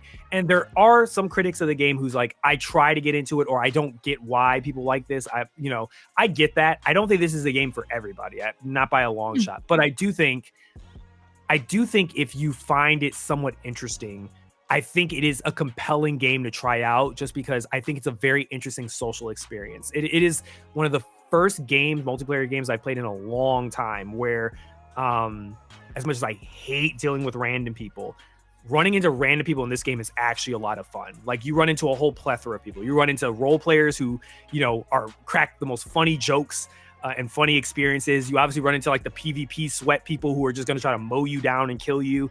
You run into some people who are like, you know, more like communists, and they're like, comrade, we need to work together against the clankers. They're our real problem. So like and I think a lot of it comes down to, again, it's the world building is really good. I think they built a really compelling universe, and the lore of the game is really cool. And the AI, that's the big thing. The AI sell the game so well. They're smart. They're not stupid. You probably see on Twitter multiple clips of people getting jumped by the leaper, or seeing these big robots. And it's done in such a like perfect way that like it's really compelling. So I will say I was shocked. Me and Watts, we were talking about it in our group chat. I was shocked to wake up and find that this game had scored as high as it did, because I got it on my parlay and I was expecting like it's probably get an 8. Like, I was like, it'd be a 7 and 8 based off of what I played in June. But to see that it resonated as big, where I think it's in the 90s right now, like it's like top, like tied as one of the top. I get the skepticism about why people are like, how the hell did this like score as good as it did? But I again, God damn it, it's just good games. I don't know what's going on. Embark, I don't know what's going on. Everybody just decided we're going to make good games this year. And I think in a world where a lot of live service has been like has been like calling your game live service is like a slur now. It's shocking for us to get a live service game that like runs well. Oh, Optimization 1 runs flawlessly, plays really well, has content, and already out of the box, like they know what they want to do with the game. And they're already talking about how the game is supposed to evolve. It's not supposed to be the same type of game that you play today that we're going to be playing like in a month or two. Just to have developers who understand that is great. The only con of this game, which me and Watts talked about, was the AI shit is stupid. For people who don't know, apparently some of the voiceover stuff in the game is like uses like some sort of like internal AI system that does like text to like create text to speech. Yeah, we talked about it. Like Watts was explaining to me, like it's ethical in the idea that like they did not, the training of the AI model was not like they stole a bunch of people's voices without permission, and then like what generative AI does. They did hire people and tell them ahead of time, say, we are going to use it for this. Is that okay? And get the permission. I agree on the semblance of, I don't think that's good for the industry. I don't think that's good for voice actors. So I'm more of shaming the people that voice acted this, that were like, I'm okay with this. Yeah, like that means they don't have to yeah. hire you next year when they do. Yeah. like, Thanks for the something $200. Because, Yeah, yeah, exactly. It's a, $200. it's And you can you're use it as much taking as you a want. one-time Yeah. paycheck, and so that they never have to hire another voice actor again. Yeah, and it's like I don't know. Maybe they were like worried about the money, but like considering that this was a pay-to-play game and it's done as successful as it has, I think it had like over like 300 people who It's were doing playing really it. well.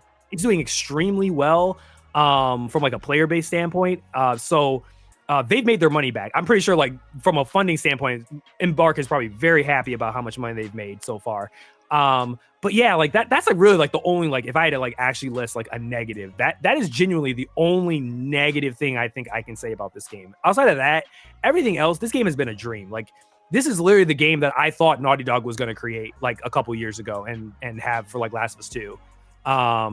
So just to see, like, I guess in a different form, it got resurrected as a different type of thing is cool.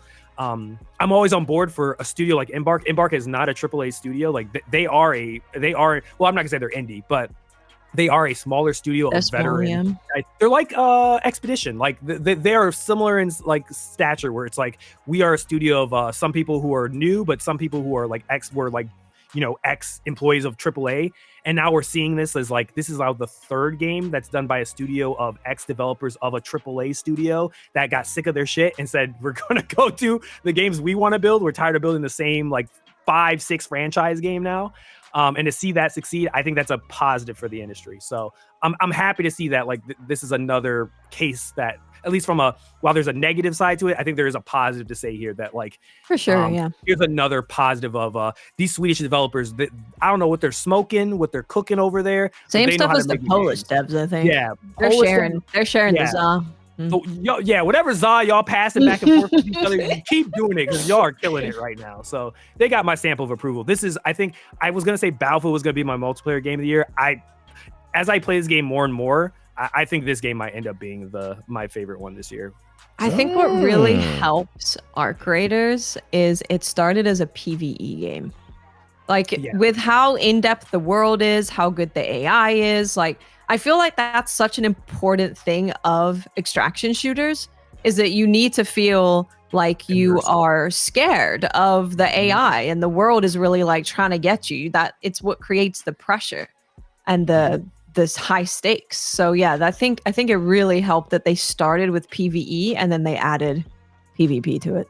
There's just like from like even a developer standpoint, there's just so many smart design decisions they did with this that like immersion wise, like it's a very immersive game. The sound design is wow. I mean, it's DICE, of course. It's like ex-DICE devs, but like the sound design is incredible.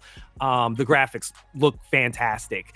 But it's just like smart things. It's just like really smart things that you can tell like somebody with really good game design sense was behind this, because it's like just smart things of how we can make the game more accessible, easier to grasp and understand, but still have a complexity that like makes you want to keep playing it. And why people are like, I can't put this game down. I've been playing it all since it come out. I keep trying to like, it has that base level of like what connects you to extraction shooter, but it's just stuff like, for example, when you down somebody, a flare goes up. Right. And like the flare indicates that somebody went down. So now there's no more like how many times you played like a shooter where you're like, did I down him? Is he down? I think I downed him. Like Tarkov's like that, where you really don't know if you killed somebody unless you, which is their immersive aspect, unless you really go up and check the body. But on the reverse side of that, somebody was smart enough and said, hey, what if we gave players a tool that could emulate that type of effect? But and you could use it to trick players into thinking you're down, but you're not. And they push up thinking, oh, he's down, get him. And then you still got you're waiting with your shotgun, you kill them. And just something like that, like smoke grenades, like it nails, I think, the tactical aspect really well, and the gunplay. Like it feels like I know it was weird. People who played like Battlefront, it feels like a mix of Last of Us and like Battlefront 2's like gameplay from a gunplay. It just I don't know. It's a game that I think a lot of people did not expect to be as good as it ended up being. And a lot of people, because it's a live service game, it's a multiplayer game, but it just nails what Watt said. I think it nails the pressure aspect. Like your head has to be on a swivel. The way that you interact with other players, it's really a lot of fun.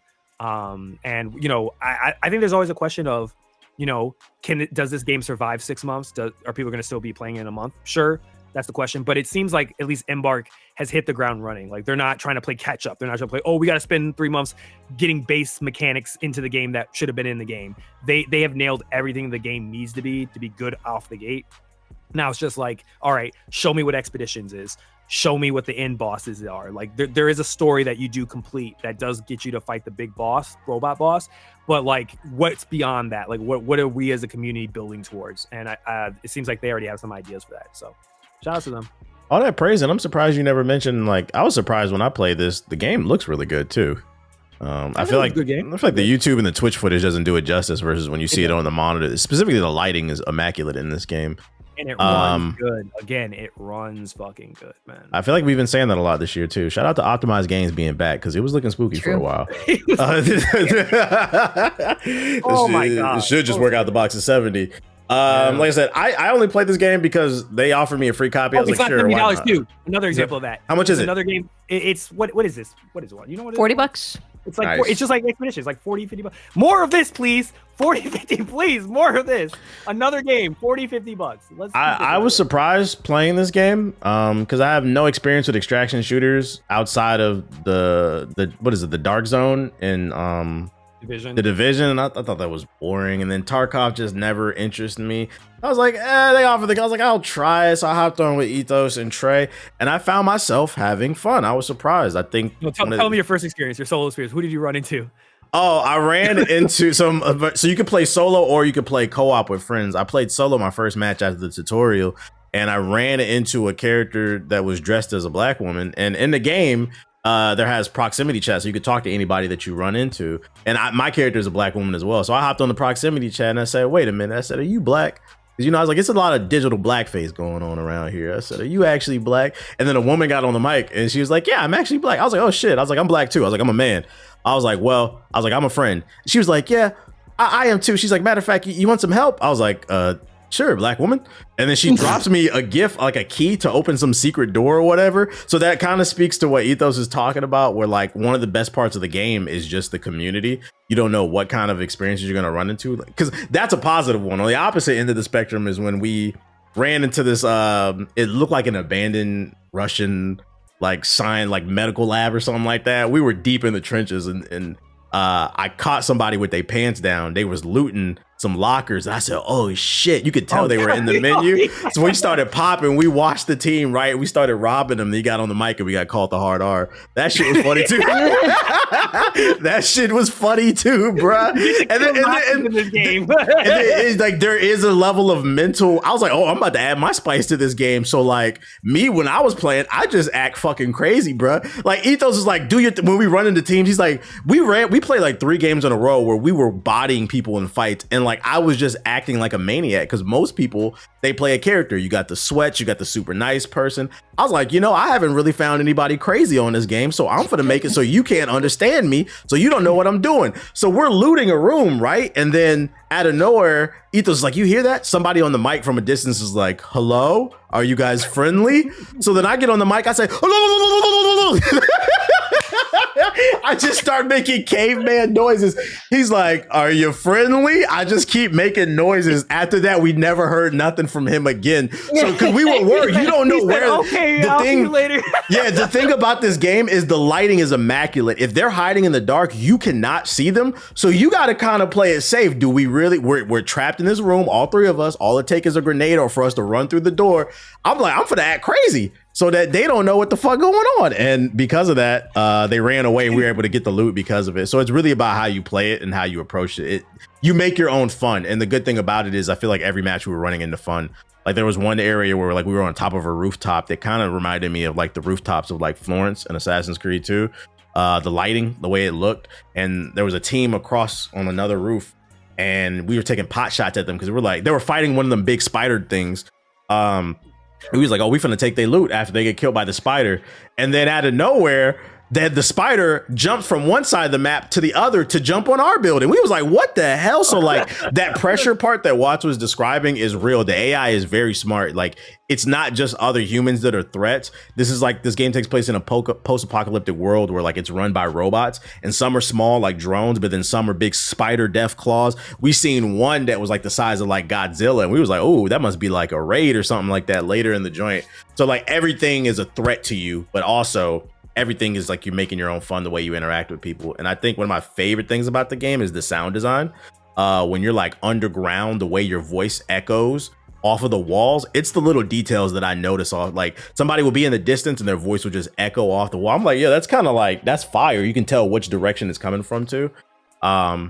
Yeah, for like $40, like it's cool. Do I think, because I think I seen the current Metacritic is like a 94. Some people are saying it's better than X. Do I think it's better than X? I don't know about all that. But, you know, if it's your favorite game, I'm gonna respect it. It feels like a solid 8.5. I like it. What's crazy is I love it. But I'm not gonna sit here and be like, is this like, okay, if it got a Game of the Year nomination, would I be mad? No, I could see why. Yeah, like I would be fine. I understand like, now. I understand. Yeah. It's like one of those things like when you, it's that meme. It's that meme of like people who see it from a distance. They're just like, this can't be that good. And then they play and they're like, huh, like, oh, I understand. I understand why people like this. But I do think it's like, it is Game of the Year for people who are into that, like that space. You know what I mean? That multiplayer live shooter. Service multiplayer. For them, I would say, because we've gotten so much crap, it is definitely from a quality standpoint, echelons above. It's much better. Well, yeah, but it's not Suicide Squad. Yeah, but like someone like Watts, who's played a lot of single player games, like for her, like this could look like, when you look at it, you're just like, this is quality I'm used to. like I'm used to this level of quality, guys. What are we talking about here? So I for certain people, mostly, I'm gonna be honest with you, it seems like it's mostly like multiplayer content creators, like streamers. Yeah, they're talking, oh, it's Game of the Year, you know, all this sort of stuff. Cool. I'm fine if it gets Game of the Year. I hope it does get some awards because I think they did a really good job with it.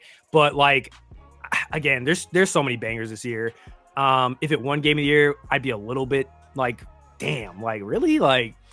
But I wouldn't be like completely mad about it. But I do think still, I think Expedition and maybe like even like another like 2 other of the games that have come out, I think are still a little bit better than it. So.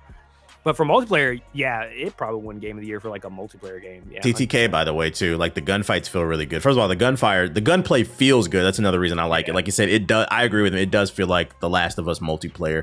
But the TTK is really quick. So like you have to keep your head on a swivel, because if you get caught with your pants down, even though your characters get shields, your shields drop really quickly. And if you get focus fired, like there was like one fight where like we were at it for like a hot second, and then we got flanked by a team. And they finally got the drop on me. I got hit with a sniper rifle in one shot and went down. Like, so like you'll go down really quickly and then you lose all your loot. Now, the good thing is, what I like about it compared to some of the other things that I've seen, the matches are only 30 minutes and you don't have to be on the map for the full 30 minutes. It drops you in, you get in there, find some good stuff that you want, duke it out with some people. And then if you feel like, you know, you got good loot and you don't want to lose it, you go hit the Ninja Turtle tunnels and you go back and you take your loot back, break it down, build better benches, better weapons and all that stuff. So like the gameplay loop is much more casual. I agree. It respects people's time. It's for people who have jobs. So it's like, if you want, you could just hop on, play a match or 2 and get off. It's not like Tarkov where it's like, you really got to wear damn near wear a ghillie suit when you play that game. You really got to be entrenched. You got to have this type of armor and you got to wear it this way and it'll affect your weight and the weight of your character.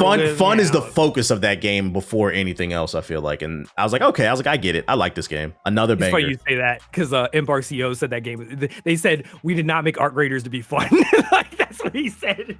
I understand where that's coming from, but yeah, but he's like, but it's still fun. People still find it fun. Yeah, so. It is what it is. Any intention of playing it, Jay?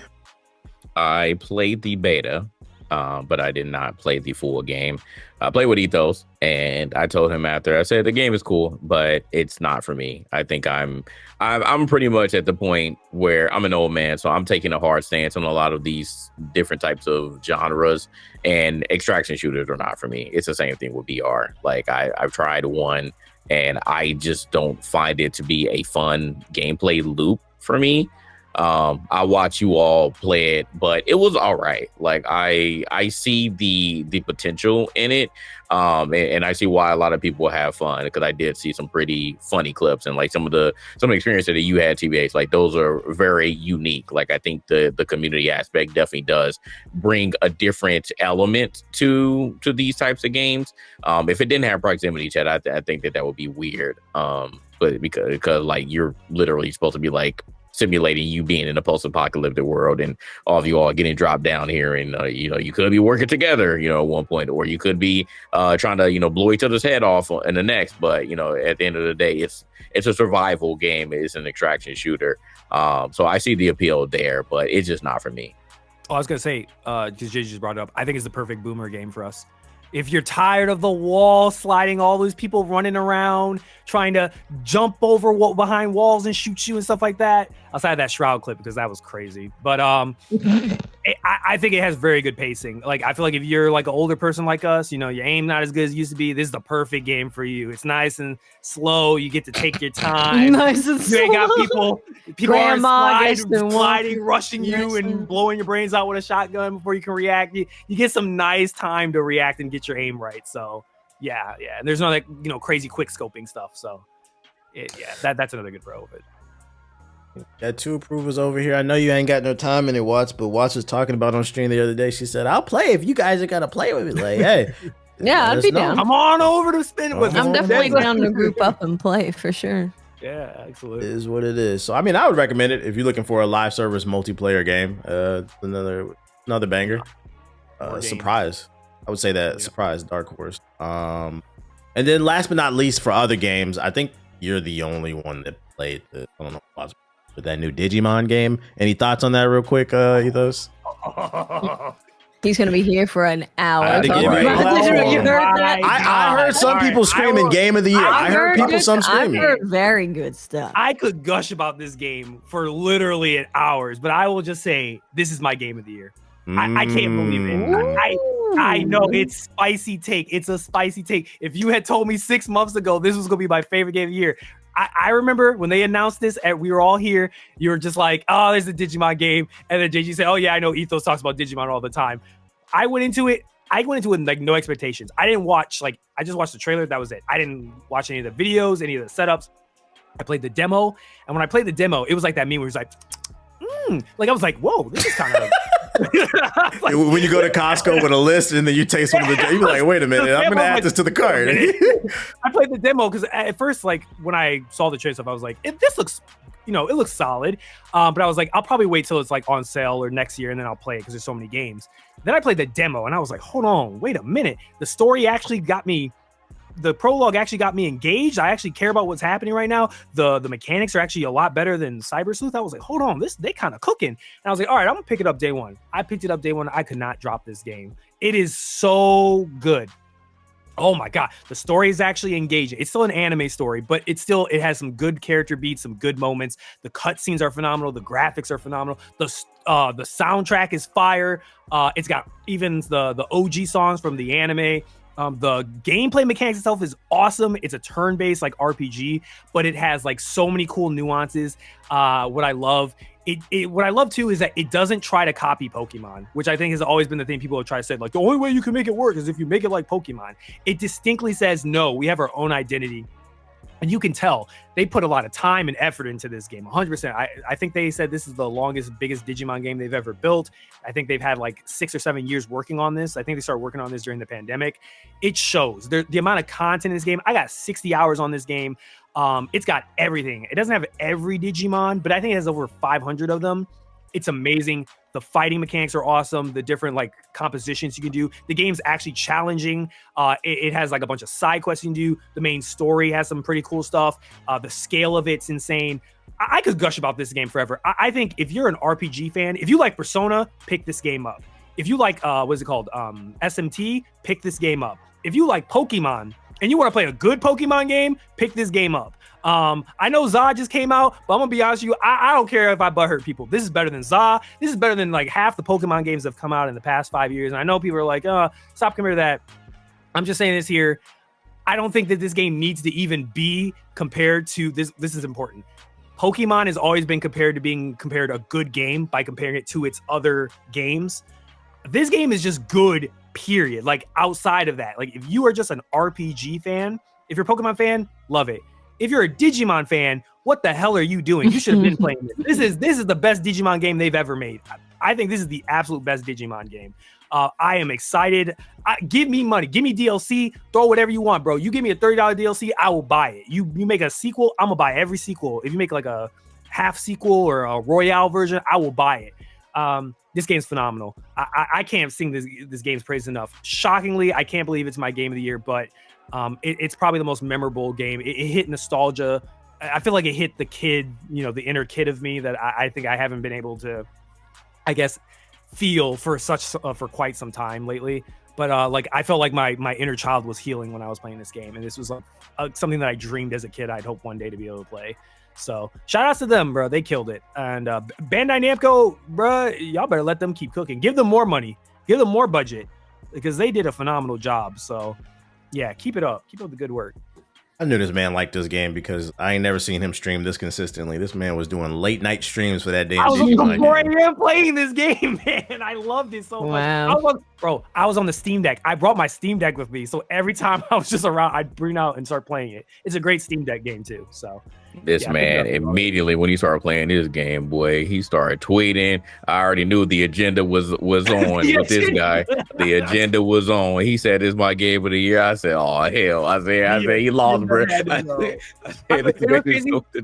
I know some people are gonna think it's agenda, but in my heart, I'm not like making this a joke. Genuinely, this game is my game of the year. Genuinely, I feel you, man. Yeah, and I love it. Yeah, I believe you. I mean, I'm looking at the Digimon in this game. I see they got my mans from season 3. That was my favorite Digimon, the Digimon Tamers. Oh yeah, they got all of them in there. Yeah, Gallantmon, Renamon. That was the season where they actually transformed into them. That one was fire. I see they in the game. I was like, okay. Yeah, okay. They have most of the the stuff that people grew up with. They have almost all of them. I think they have all of them in there.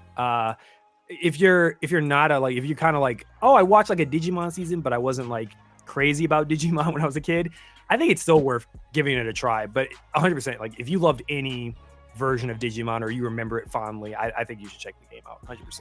Digital monsters. Hey, you heard the gospel here. We praised a lot of different games, and by the way, we did like Ghost of Yotei. We like what Watch said. Like we don't. Because I feel like every game we praised way harder than Ghost of Yotei, which might be shocking. I'm like, what the fuck? You guys are haters. Yeah, we know a real game. That's all I got though for the gaming stuff. We can move into the news section of the podcast, and one of the biggest stories that come out since the last show is the fact that EA has sold the company. They're now going private for $55 billion. Now, who did they sell out to?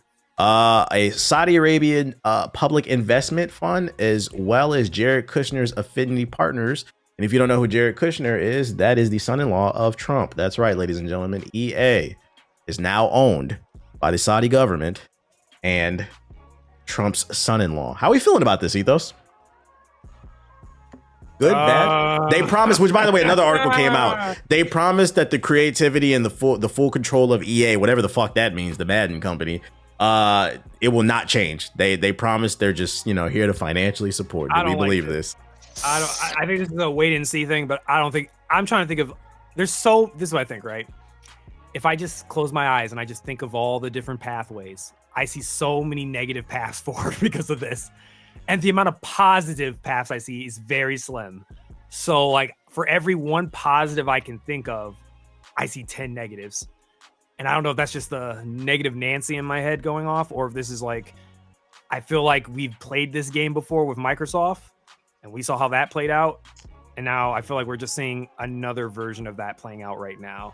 The whole Saudi censorship thing aside, there's also that talk of like EA's talking about talk about their AI and how they're going to push AI more into their development process of their studios. I don't know. I don't even think it's even good news to even say, oh, well, EA will continue doing the same creative stuff. It's like, y'all been on bullshit though. So we got Saudi money and also Trump money or Trump influence all into one basket that's got financial backing into your company. And on top of that, BioWare's dead. BioWare's gone. That's the worst. I think BioWare is gone, bro. Like, if there's any sort of censorship or any sort of like political thing going on with this, I think the worst case in my head, which I think is the most rational like play out of this, more sports bullshit, more microtransactions in all the sports, more live service, and probably less EA originals, less things that make money. BioWare either gets shuttered or gets forced into a support studio role of helping like make a football game or something. I don't know. I just don't see a lot of positives out here, man. I'm not gonna lie. Yeah, I'm kind of in the same boat, and I'm gonna give you like some different angles. I think best case scenario with this situation is they bought the company, they take it private, and then they just milk EA for its popularity, and they just slowly kind of go downhill. But like, I just don't see a world where these new investors are putting out new groundbreaking products. So I think that's actually the best case scenario, just coasting along off of what they have right now, because EA definitely sold at a good time with Battlefield 6 doing what it's doing right now. Plus, they had 4 of the best-selling games of last year. Me personally, if I could just plead to anybody who's invested in EA, Mass Effect, I'm gonna be honest, the next one, we're so far out, just can the game. I'd rather you guys not ruin one of my favorite franchises anymore. Where I'm at mentally, we got one more game left in the Jedi series. Can we just finish out Cal Kestis' storyline? Give us a banger, and then whatever else the fuck happens after that, I don't care. But finish the Jedi series, and then we're good. Now, worst case scenario, I see a lot of people talking about with Saudi money being involved, they're talking about censorship, but I'll give you another angle. I think there's a possibility of censorship from 2 different angles, obviously, because, you know, the culture is different over there in the Middle East with the Saudi stuff.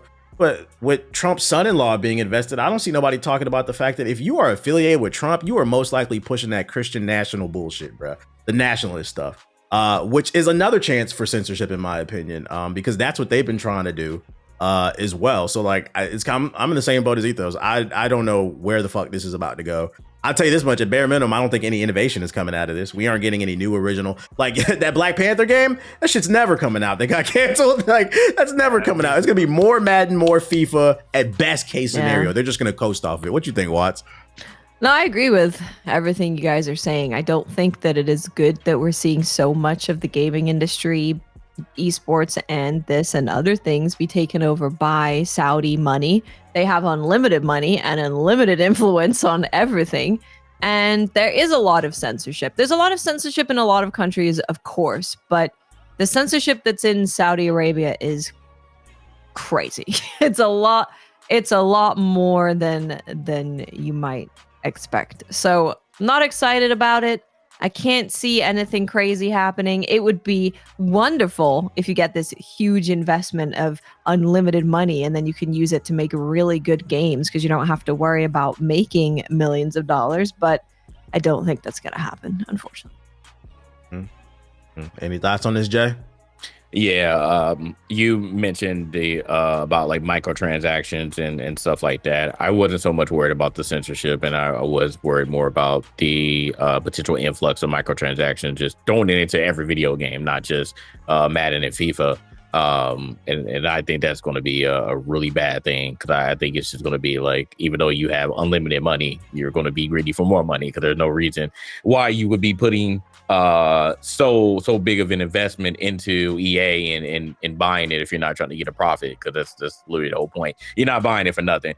But once I found out about the Jared Kushner stuff, I was like, nah, bro, some nefarious acts are going on. You're not going to be involved with buying EA for, again, no reason. Saudi Arabia is one thing, but Jared Kushner and our government is another thing. So now we're getting to a point where, and I want to make this clear, this is not official yet. So this is very similar to the Microsoft Activision thing, because there were a lot of pushback about that until it actually went official. Yeah, until they got approved.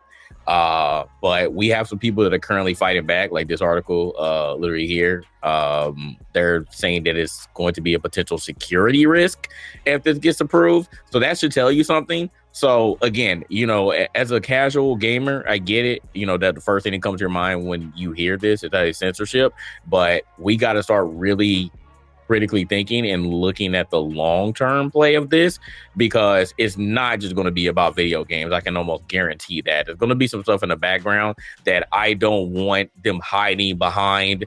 Oh, I bought EA and they're a video game company to do some potential foreign war crimes or something else worse that will be going on between Saudi Arabia and whatever the hell Jared Kushner is doing. So again, I ain't trying to put on my tinfoil hat, and I really hope it doesn't come to that and we just stick with the video games. But that's what I'm more worried about. I'm worried about the other potential stuff that could be going on in the background due to this potential deal.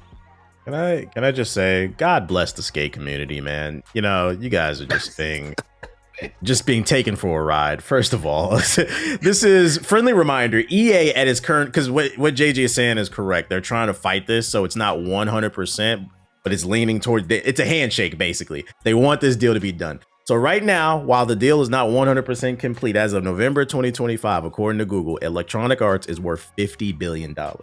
A $50 billion company released a live service skateboarding game with no fucking features and a store full of shit for you to buy. Now they are now trying to sell for $55 billion, so they're going to make a $5 billion profit or whatever. They're going to be worth even more money. They're going to have more investors. And if they didn't finish that game right now, you think they're going to do something with it? Like, I think that skate game is going to get thrown under the bus. Like, there's no reason for a company this rich to not just finish the damn game, especially because you didn't make that Black Panther game. I'm going to keep rubbing that in. Mm-hmm. This is unfortunate. This is unfortunate, but all we can do is hope for the best. If not, you know, at least we got Battlefield 6. They're going out on a bang. That might be our final hoorah. I mean, if you're going to kill any game, kill Apex. That's the only thing. Kill it. No, Oh Beezy's my still God. playing it. They ain't killing it. Beezy's still playing it, bro. Yeah, he's the one keeping. As long as he's still on the server, they making money. Damn shame. Speaking of other companies, sales, we were talking about a company that's doing great financially. Let's talk about one that's struggling. Warner Bros. Warner Bros. As a whole, their movie divisions, television, gaming as a whole has financially been struggling. We've been talking about on this podcast, and it's gotten to the point where now they are officially up for sale, which includes the games division, which we are going to focus on. That means games like all the Batman and DC games, they're up for sale. Mortal Kombat, Injustice, Hogwarts Legacy, and Lord of the Rings, all that stuff. Is there anything... First of all, if we have any particular feelings towards this, and is there anywhere we would want these IPs to go? Do we feel like, is there a place we feel Mortal Kombat or Batman would be in better hands? What you think, Watts? Oh man, I don't know. I'm a Warner Bros. Hater. Ever since they did the patent of the Nemesis system, Real shit. I don't like that. I don't like patents in gaming. It just stifles people being able to play with it themselves, and I think that's really sad. Warner Bros. I have heard some stuff behind the scenes of like people, basically they get money people to step into gaming companies higher up shoes, and they have no idea about video games at all. They're just like, yeah, well, Fortnite makes so much money, so let's just do that. And they don't understand why they don't just do that. And they're so serious.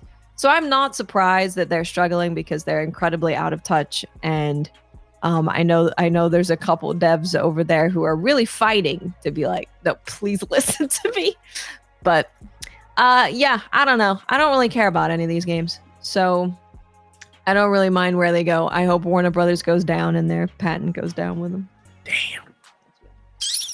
I feel like the only thing out of here that I would care about slightly is the DC related stuff. I'd prefer something from the DC expanded universe. Like I would have preferred that Wonder Woman game over anything else. But if they do stick to Batman, can we get a Batman Beyond Arkham? You literally, that would be a great name. First of all, Yeah. Terry McGinnis, and sell it to. I was about to say Respawn, but they're under fucking EA. That's not gonna work. Like they might get. I don't know who you sell it to then, bro. Maybe Insomniac, but I'm gonna be honest. I was talking about that yesterday. I don't trust Insomniac. That might be a controversial take, but I don't trust Insomniac to do more with superhero stuff until I see what they do with Wolverine. If they stick the landing with Wolverine, because they announced, I didn't put it in the show notes, but Marvel and Insomniac announced that they are furthering their relationship and they're considering making more Marvel games.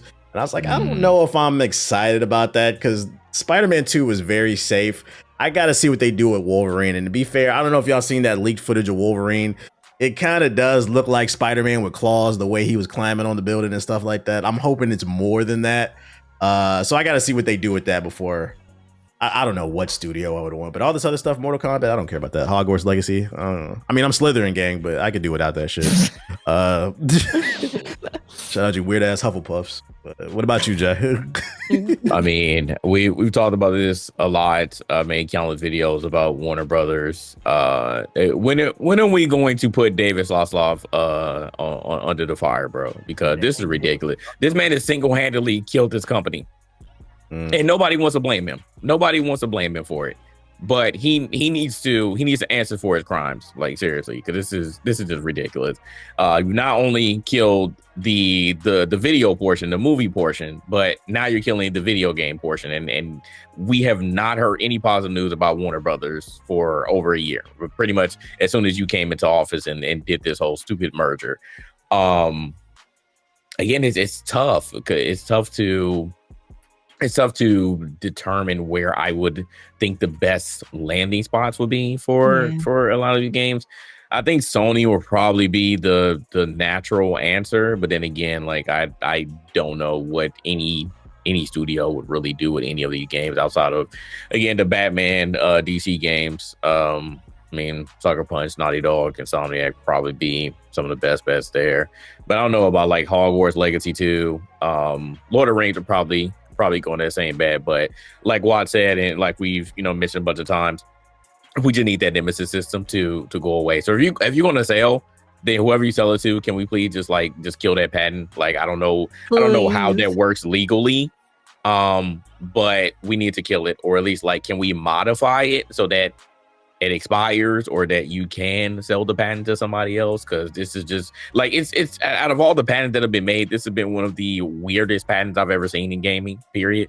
Like I just don't understand why one, you did it, and two, if you were going to make it exclusive, why have you not since you like Wonder Woman was supposed to be it, bro? and I think that's part of the reason why ATB said like I wanted to see it. But you have not been able to use it in any other game. Like it literally makes no sense. You literally had a gold mine that could have like made some other game like super fire, but you've never used it outside of freaking Lord of the Rings. So it's ridiculous. So like I'm hoping that whatever happens with that you can at least kill the patent or modify it as far as Lord of the Rings is concerned. So I don't know. I'm gonna say Sony as my answer. But I hope that somebody does buy any of these franchises. I mean, it's only 4 franchises, which is just crazy. I mean, outside of DC, you can make a lot of things with that, but it's sad to see, bro. It's really sad to see. But fuck David Zaslav though. Like it's forever up with him, bro. I think the most fascinating thing about them not selling the patent for the Nemesis system is, aren't you guys poor? Like, don't you need the money? Like, and like, isn't that the main thing the suits be talking? We gotta make money. Well, you guys really need some money now, so it's time to liquidate, baby. Go ahead and release that to the public, man. Make it a public thing so everybody can use it. I don't get why they weren't.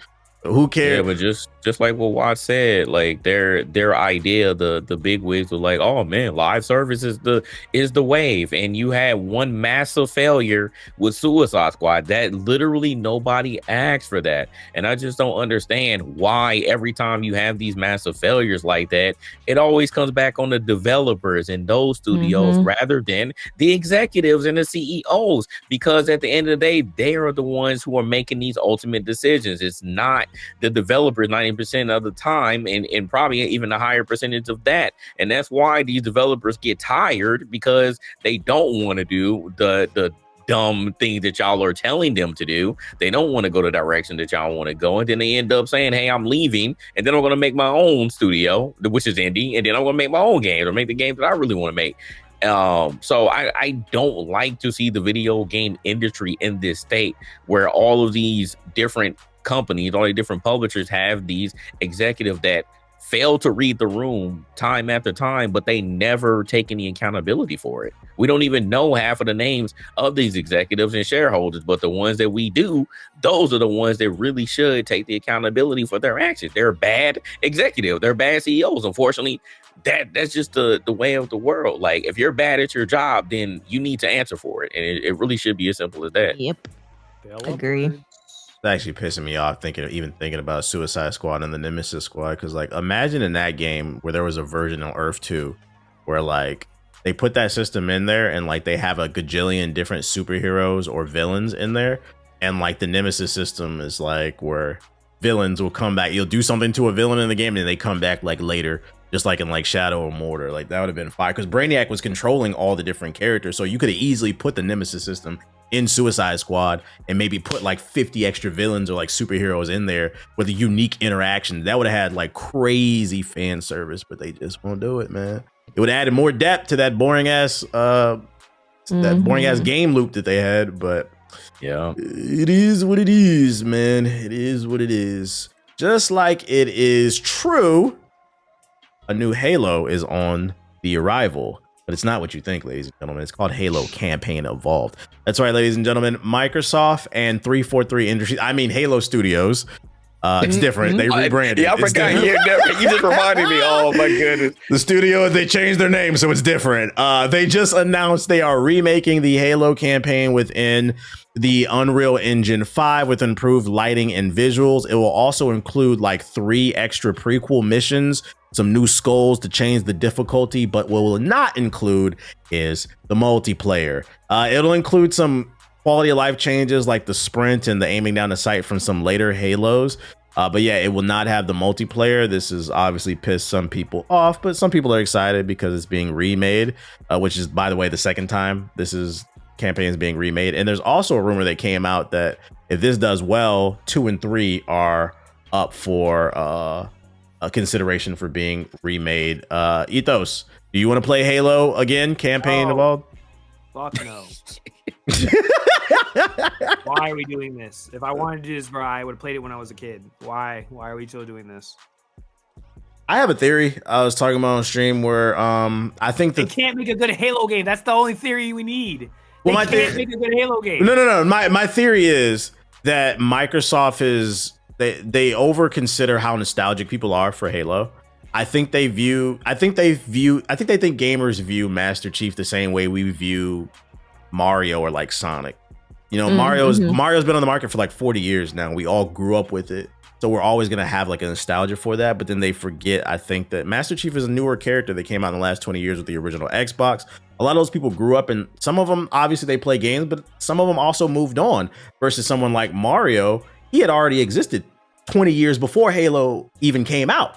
So like, I think they overestimated how nostalgic people are for this. Plus, they already made a remaster. So I'm like, it's not sticking the way they think it is. It needs that multiplayer. I think about Blood Gulch just as much as I think about the damn Covenant when it comes to Halo, and you're removing that half of the game. It's like, it's cool it's on the Battle Pass. But I'm not the Battle Pass, but the this probably will have a Battle Pass, the Game Pass, but I'm like, And then some first impressions came out from this, and people were reporting the frame rate was dropping. Apparently, they're struggling to run this game.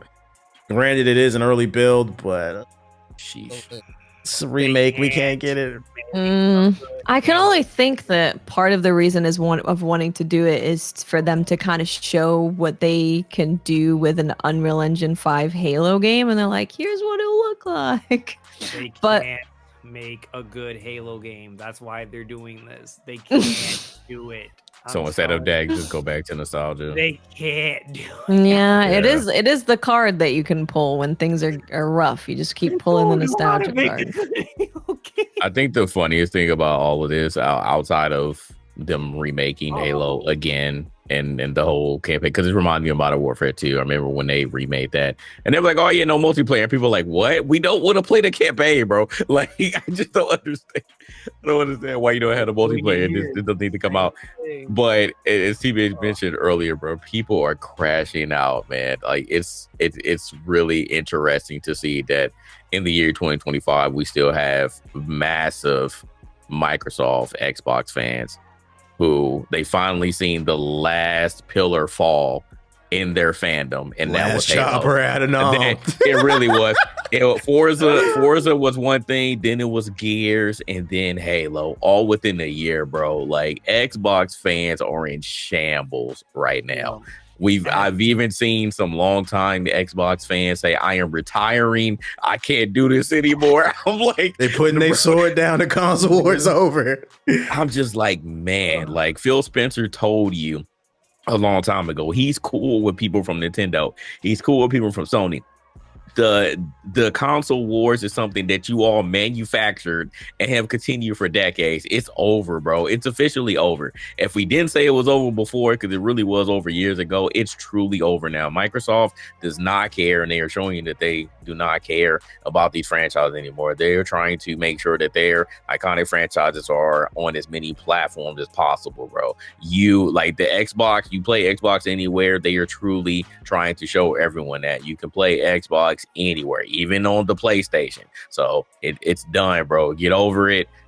They're going to keep going no matter what. So just anything that you think is going to be exclusive on Xbox, it's not anymore. So put the fries in the bag, little bro. It's over.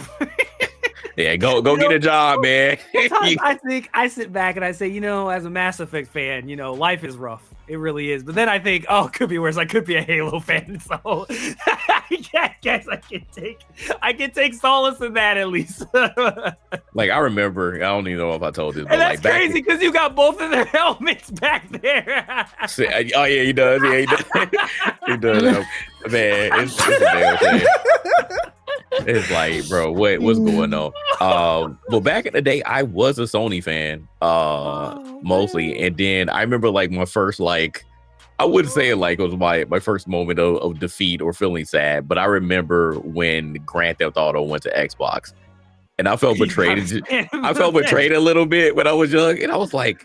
But then I quickly thought, I was like, why am I upset about this? It doesn't matter. Right. Literally means nothing. Yeah, it doesn't mean anything. Nothing. It doesn't do anything to me or for me. So I was like, whatever, bro. But it felt weird at the time, but I was just like, whatever. Like, this doesn't it didn't after. I mean, I always played whatever video game that I play. I had Nintendo consoles. I had pretty much everything, or had the access to play it. So I don't know why I felt so strongly in that moment, but I was just like, man, this doesn't matter. Like, I'm just gonna play it. Does nothing. It does nothing for you as the consumer. But what I will say is, it does do something for Microsoft. I think the next Xbox is going to be a hard sell if it doesn't have the exclusives. We don't care about the exclusives, but it's like, what's the reason to buy that over the PlayStation? I forgot to put it in the show notes, but there was an article that came out. There's a rumor going around that the next Xbox is going to be a hybrid of a PC and a console, which is weird because a console is just a specialized PC. They're all computers. But according to that article, and I'm paraphrasing, the rumor is what they want to do is it is a traditional Xbox experience with the console UI, but then if you go into the settings, you can basically boot up Windows, and then from there you can go into Steam and play your game. So in theory, you would be able to get the traditional Xbox experience, but then you would also get Steam games and PlayStation games, because PlayStation games are on Steam. And I was like, okay. I could see that working if it's priced correctly, because there is a market for a gamer. Because some people, the nerds that are watching right now, they're gonna be like, "Would you get a fucking gaming PC, bro?" There is a market, I think, for gamers out there that are interested in gaming PCs, but they are just too lazy to build a PC, or they don't want to go out. They feel intimidated. They don't want to go to Micro Center. They don't want to buy the pre-built or whatever. For whatever reason, they're scared of it. I can see there being a market of that. But then also in that same article, it's also rumored that it's going to be super high end. So it's going to be between $800 to $1,200. And in my head, I'm like, okay, if it's not 600 or less, 700 max, because the PS5 Pro got away with it. 700 max. If it's not that, you might as well just build the goddamn PC, bruh. Well, when they were talking about it, they're like, it's going to be a high-end, exclusive, premium. They're using all the words that mean it's going to be expensive. Mm-hmm. And like, this only works if you are in that good price point. Because like you said, when you start getting too high, then you might as well just build a computer. Just buy a pre-made. And that's why I felt weird about the handheld, the ROG. I was like, why is this $1,000? I was like, who is this really for at this point? So again, I feel like they missed the mark there. But now we're talking about, potentially bringing out a console PC hybrid, which just sounds really dumb. But yeah, I mean, again, there are those people that just can't get away. They're scared or whatever to actually get a PC, and I don't know.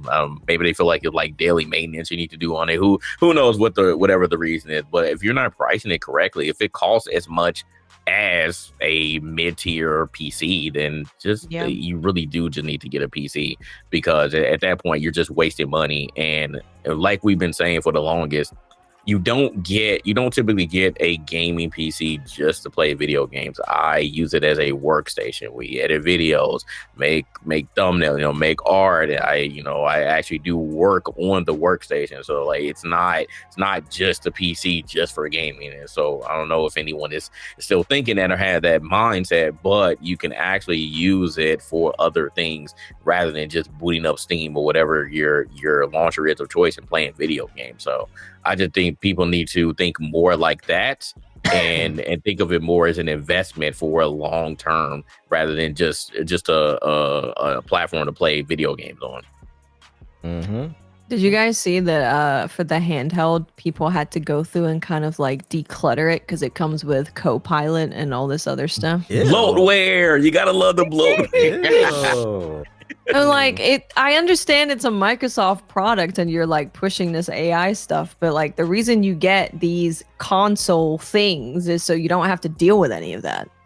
Yeah, why would you It's put just there to play Copilot games. on there? What is the purpose of What Copilot? questions I'm asking while playing a game? Like, what are you talking about, Red? I remember they did that demo, and man, I don't know. I guess they're trying to really implement that into the video game. Which we said, like when I saw that demo, I was like, yeah, you're basically going to get to a point where the AI is playing a game for you. Yeah. You're Hey, not. Copilot, I'm stuck on this level. Can you help? I also saw a video on TikTok of a guy complaining that his analog stick, after a couple weeks on his ROG Ally Xbox, it melted off. So I was $1,000. I was like, but he was a game tester, a console tester at that point. You getting the first edition, so we already told y'all stay away. Give it a little bit of time. But y'all can have that, man. I'm ready for handhelds to get back to actually being handheld, like the fucking PSP, the Game Boy SP, and stuff like that. Like bigger doesn't always, but. Hey, we ain't had any problem with the Steam Deck over here, man. That's still a big boy too. I'm talking about, I miss the days of when you could just put it in your pocket. I like the PSP design. Okay, I hear you. You don't need a big ass screen. What you do need though is data. Data helps you back up facts and discuss things in debates. Unless you're MAGA, you don't care about those. But I got some data for you guys.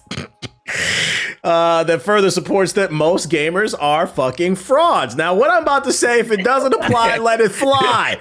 Last year, an article came out that 60% of gamers play games that are 6 years or older.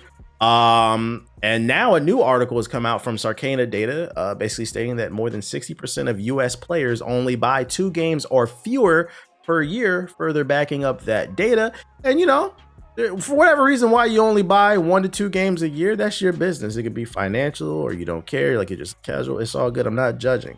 The reason I bring this data up is it just confuses me, because right now, more than ever, people have super strong opinions about every game, especially during that Game of the Year nomination conversation. And it just confuses me, because if the average person is only buying 1 to 2 games a year, why is there so many strong opinions? Are more people watching the Rad Brad than we would like to think, JG? What do you think? This man, bro, loves about Rad Brad. What did Rad Brad do to you, bro? No, he did nothing. I love the Rad Brad. I'm just saying, it just bothers me, man. And going back to the boss fight from earlier when I was talking about Ghost of Yotei, a lot of people was hyping that up. I was like, I don't know, man. I don't think y'all playing these games like y'all state y'all. It's a lot of frauds in the community. I find it even more funnier because this is Sarcana's data, and they remember that one. The Ghost of Yotei dude got it, but yeah, smash JT or whatever. He said it's fake data for a gotcha moment. This is only fueling the console wars. This is not surprising to me at all. This is not surprising to me at all. People have not listened to Ethos and the Game Pass Bishop. He literally gave you the game plan here in order for you to play or try out at least more than 2 games a year, but it looks like people are not investing in that. Or if you are, you're just wasting your money, because if you're still only buying or playing 2 games or fewer per year, then that's very interesting, especially this year. Like, I mean, I understand if you don't have any. I understand if you don't have any money. Because I can't hate on you, and it's hard for us. We've been playing games for such a long time and doing this podcast, and we've been afforded the luxury of getting a lot of games for free, or being funded to fuel our habits, that we can play more than 2 games per year. But for the people who are still struggling, we have to also try to speak from you all standpoint of only. Yeah, if you're only going to buy, 2 games or, winning 2 games per year, then most likely you would buy something that has that value, that extra value that you can last with for the entire year. So yeah, I mean, it's not surprising to me, but I know the TBH's point, because he deals with a lot of this when he's streaming or whatever, the backseaters, and this is why he's getting his shit off right now. Yeah, I mean, this further fuels the fact that people really do not know what they are talking about, because you have not played the game and you have unfortunately just been watching people, which again is not a problem if you watching the Rad Brads or even us play these particular games. But when you start overstepping your boundaries, and Watts deals with this too a lot, when people are trying to literally tell you how to play the freaking game, you don't even give you the chance. It's like, oh, well, how do you know about this? You're either giving false information or you're giving information from something that you watched previously, because you watched somebody play before, and it was like, oh, you're at this part, now I'm the expert on this video. I'm like, no, just be quiet, because you didn't actually play it, and then when you get exposed, then you got to shut up because you were wrong about whatever you were trying to give advice on. So I just think people just need to chill out, and if you haven't played the game, that's fine, but when you start overstepping your boundaries, then that's when people start getting annoyed, the actual content creators over here. So I mean, like I said, it's not surprising people are only playing more than 60%, like still are only playing two or less games per year. Majority of you. 60 is it's the majority. Yeah, it's a majority. And then like how many more are only doing 3 or 4? Like, even if you're playing it, like, no one here has a problem with people not playing a bunch of games, because it's expensive to play a bunch of games. But it's when you come in and you're like, this is the best game this year, and you've played 1 game. And you can't have that conversation. You can't talk to me about Expedition 33 or Blueprints or Dispatch, or you can't talk to me about all these games because you haven't played them. So I think it's just, when you speak about something that you don't have a lot of experience in, you can say it's your favorite thing and why it's your favorite thing, but being so absolute on like, this is the best thing this year is crazy. Yeah, like I personally wouldn't go to Arby's and tell the people who fix the food in the back how to, cook up them new Arby's steak bites, because I wouldn't be in Arby's in the first place touching that monkey meat. But that's not the fucking point, okay, guys? The point is that a lot of you guys are fucking frauds. And, Sarkana, I would like to just throw this out there. I want to see you guys collect data on this statistic as well. Of those 60% that only play 1 to 2 games a year, I want to know what's the percentage of that spends $100 or more on microtransactions? And then complains about the state of the industry. Yeah, Serious. I would love to. Like, I can only imagine. I can only imagine someone who, like, for this year, for example, you played, because it has to be, I would imagine if you only played 2 or fewer games, that one of them has to be at least free to play, right? Like you spent the entire year playing Fortnite, or just bringing up an example, you play Fortnite all year, and then Ghost of Yotei comes out, and you're like, all right, I've been waiting on it. Here it is. And then you play that game. That's the only other game that you played outside of a free to play game. You're like, man, this is my game of the year. Like, just imagine you skip all of the other heat. They don't even exist to you. You waited on that one game this year and you played it, and you're like, this is my game of the year. Again, it's your opinion, but you feel so strongly about it that you are trying to persuade everybody else that it's your game of the year, and you ain't really played shit. Let me ask you, Ethos, as a game developer, does it scare you knowing that you're working on a game that could potentially one day be ported to the Ouya, and you're looking at these numbers and saying that, people aren't really buying games? What does that do for you mentally? I try not to think of that. All this actually, this helps me because now I don't ever want to see anybody else in Twitch chat or on YouTube comments ever say Ethos doesn't play games. This proves to me that a majority of y'all are frauds. So I don't want to hear nothing from any of y'all because a lot of people that be saying that apparently either don't buy or don't play more than 2 games. So, I mean, this tracks with what I was saying last year. Like, was it last year? There's only a finite amount of gamers who are playing, and apparently they aren't buying games either. And I've said before, to the detriment of people who lack reading comprehension, the reason is because you guys are stuck playing League of Legends. You know who you are. You're playing League of Legends. Sorry, Watts. You guys are playing 9-year-old games. You guys are playing these old ass 9-year-old games, 10-year-old games that have got you by the balls for that long time, and you guys cannot play any new games. So that does not count, Watts. But you guys are obsessed. You guys are stuck in the past playing older games. You guys don't give new games a shot, clearly by the data. You guys aren't playing new games. And I get it. Tariffs suck. I get it. The economy is not good. I understand that. But I'm pretty sure this data is if we have data to go back even further, I'm pretty sure this was long before that stuff happened. So yeah, definitely. This just proves to me that a lot of gamers once again are frauds. They've always have been. They say one thing, they app one thing on the internet, but they actually they're the way they buy games, the way they interact with games, the way that they play them, they do a completely different other thing. And I further also believe a lot of these people out here that act like they know everything about gaming, and every single time I've debated or interacted with them, they prove they don't know what the fuck they're talking about. They either act like they think they know what they're talking about, but they don't really be about this gaming shit. They really don't be playing games like that. Or a lot of them, which I'm going to say now, a lot of you are kids. A lot of you, when I was out here playing games, when all of us in this podcast, when we were playing games, because we were younger, we were playing all these games. The difference is you guys were younger than us. So back by that point, when we were actually playing these games, you guys were watching the Rad Brad. You guys were online watching this stuff. You were not actually playing these video games. Whether your mom or dad didn't give you the game or whether you couldn't afford the games.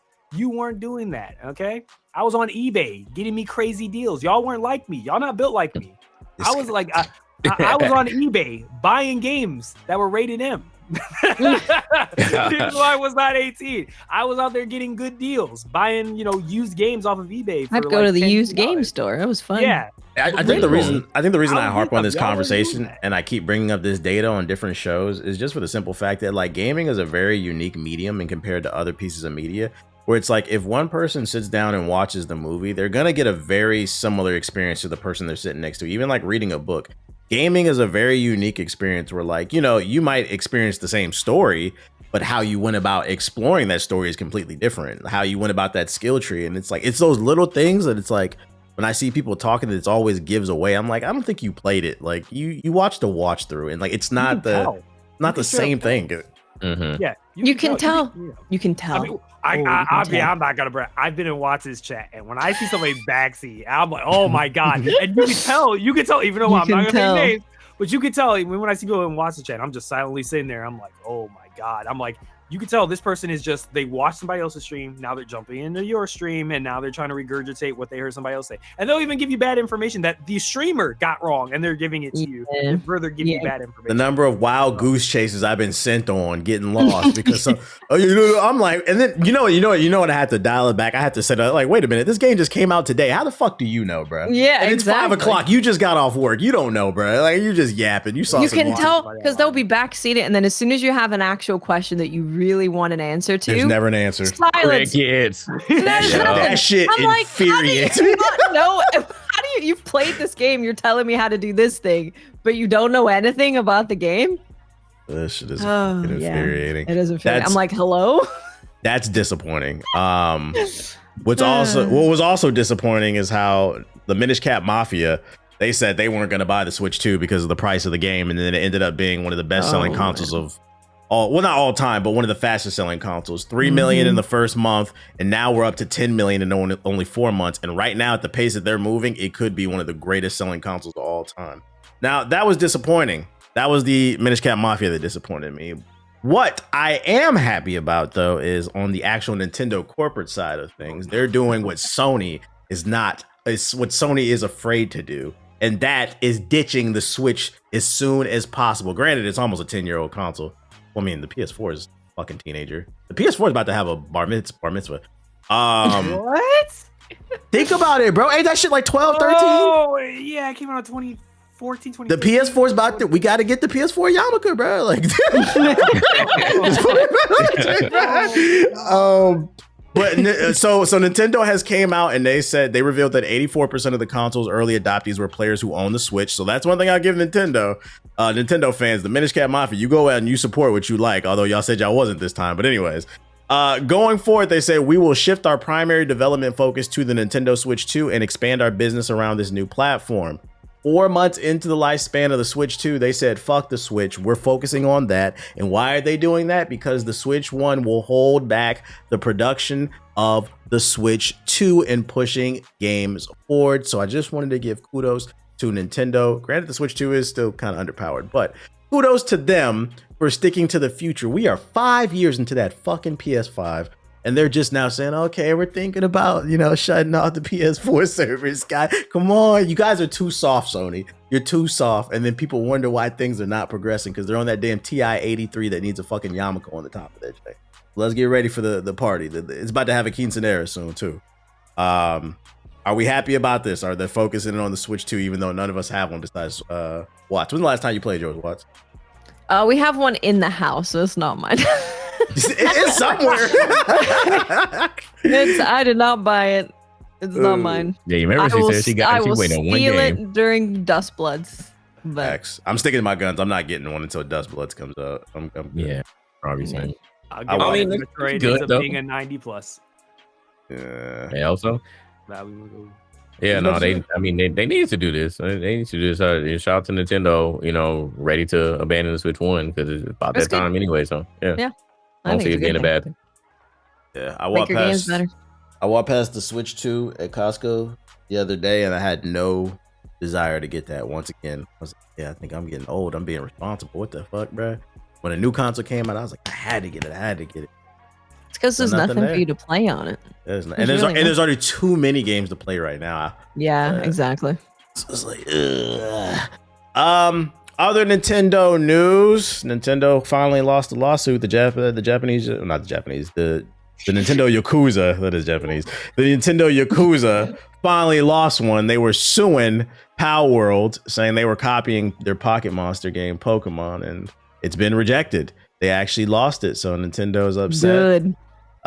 Do we feel like this is I hear you say it. Why you feel like it's a good thing for the industry? Let me know, what? I hate patents on creative things. It's like, the games that we have now, the reason that we have the games that we do that are so good is because everyone learned from each other. Everyone took a little bit of something from each other. We keep talking about Expedition 33. They loved Final Fantasy games. They took it and they did their own kind of thing and mix and match it with other stuff. And that's how we have this game. So trying to lock down things that are in your game so other people can't do it, it's stifling the industry. It's going to mean that we ultimately can't have more and more good games using different things.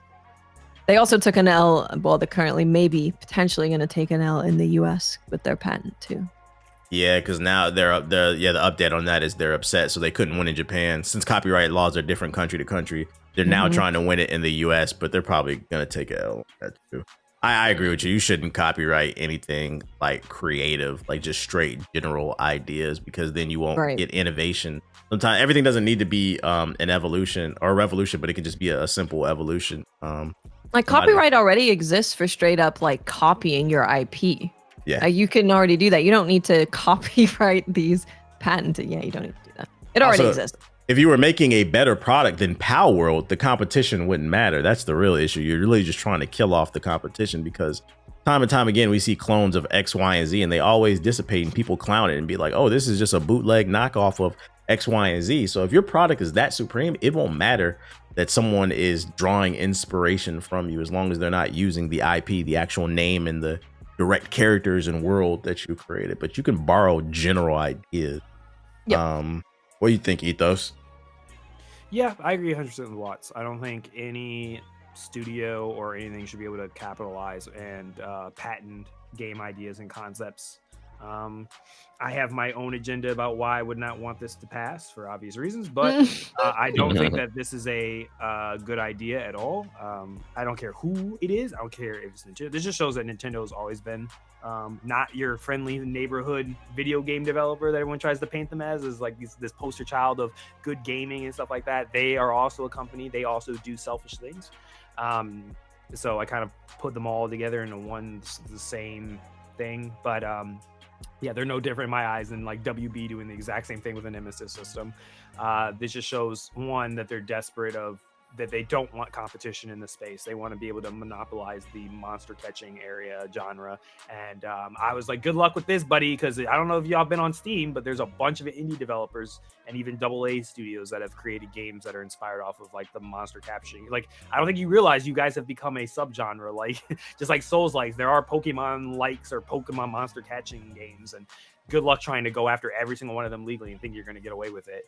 So yeah, it's good that they got cooked. I hope they stop doing dumb stuff like this, but we know Nintendo's hard-headed, and they're gonna try to find any way possible because those ninjas are no joke. And then yeah, so it's so greedy, because I feel like, and maybe I've been out of touch with the Pokemon world, but like I feel like from my old man perspective, this is the most like popular I've seen Pokemon since it first hit the shores when I was a kid, during that probably red and blue era to the silver and the gold.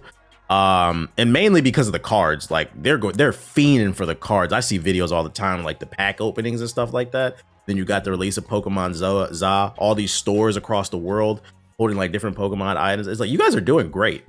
I don't see the reason to constantly try to stifle any type of competition. Like, why are you so worried about everybody else? You're doing great. It's weird to me.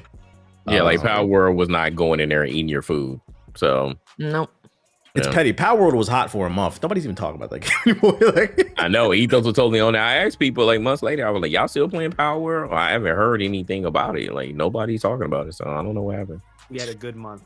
It was very fun. It was a fun month, though. Fun month. Like, I think the worst thing about Nintendo, like even when we first started covering this, it wasn't just that they were doing patents to try to be petty and really try to stifle Power World.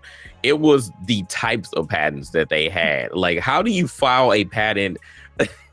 They tried to file a patent of you doing the motion of throwing an object towards a monster to capture it. I said, you cannot get more petty than this. Really? Like, some of the patents were ridiculous, like nuclear level petty. And I'm like, no, like, shout out to Japan for citing all of these patents as utterly ridiculous. So I hope that they lose the one in the US as well, and then finally dead it, because this is not the way to handle this, Nintendo. Like, I'm sorry. You cannot be the sole owners of the whole patent of pocket monsters and the way that you capture in battle with these pocket monsters. I'm sorry. Yeah, I don't think it's the way to handle it. I am curious to hear, do you think this is the way to handle the Avatar IP? Have you seen this new Avatar Legends, the fighting game, that's what it's called at this moment? Avatar Legends, the fighting game. What do you think of that, Watts? How are you feeling about that? I saw it and I was like, it doesn't look very good. I agree. Right? Like I was like, okay, let me take a look at this, because I'm not that interested in it. But then I was like, I just don't know I don't know, man. Something about it doesn't look right. But I'll tell you what it is. To me, and it breaks my heart, because some people feel like I was being too hard on this trailer. I've said it on this podcast plenty of times, but in case you never heard it, you're new here. Avatar, in my opinion, is the greatest cartoon ever made. So yes, I have the way I look at Mass Effect is the way I look at Avatar, okay?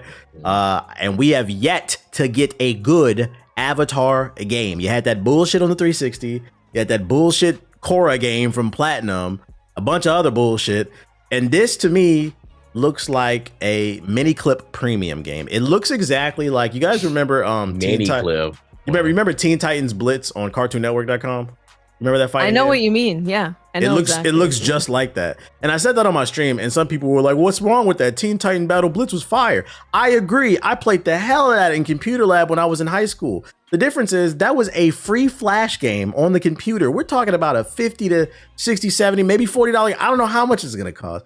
it's like, I don't know, man. Like the animations just don't look good. I'm just like, I feel like Agreed. Avatar deserves better. It deserves better. Yeah, it just deserves better. What you think, Jay? I see you smiling. Who's making this game? Who's the developer? Let me go with Who is the developer? And then I That's seen a the good PS4 question. on there. I was like, oh my God, it's coming to PS4. That's how I know it's not going to be good. It's made, okay, so the developers, according to Steam, is Gameplay Group International. Has Who the anybody heard hell of is that? That's the developer and the publisher. I am about to Google this right now. Gameplay International games in it. Let's see about. I don't. Yeah, their website is broken. What the heck? That's not a good sign. Oh, chat. Oh, yeah, never mind. I was able to get to it. Let's see, games. Let's see. Okay, they already have Avatar on here. So, Diesel Legacy, The Brazen Age, and them fighting herds. Oh, that's the game with the fighting animals. So a bunch of fighting games. Two other fighting games? That was like a meme game. That wasn't a real like fighter, bruh. It's just kind of weird to see this when Marvel Token 2X KO and Invincible Versus is coming out, and it's like it's unfortunately going to be DOA. Fighting games. It's going to be DOA. Nobody's going to play this. Yeah, I'm calling DOA on that one, which is unfortunate. They just keep destroying the Avatar universe. I'm sorry, bro. I'm sorry. I know you felt so strongly about Avatar. I know you always talk about it, but I didn't know that you felt like this was the greatest cartoon ever made. I just bought the Avatar Kyoshi book too. Yeah, I love Avatar. Wow. Okay. Damn, I'm sorry for you, bro. It is what it is. Better. Avatar's coming to Magic in a week or two. Hey, them cards gonna go crazy. I bet them cards gonna go crazy. It looks good. It actually looks genuinely good. They got Kyoshi in all of them. They just don't have Korra. I don't think they have anybody who's in Korra. It's all the OG stuff. So. Yeah. Speaking of ruining shit, let me get your take on this, Jay. You the big football fan here, as well as Ethos. So not only did EA sell out to the Saudis and Jared Kushner, but it has been announced that EA has extended their exclusive NFL license with Madden all the way to 2030, which is another 5 years of no competition in the football simulation community. How does that make you feel?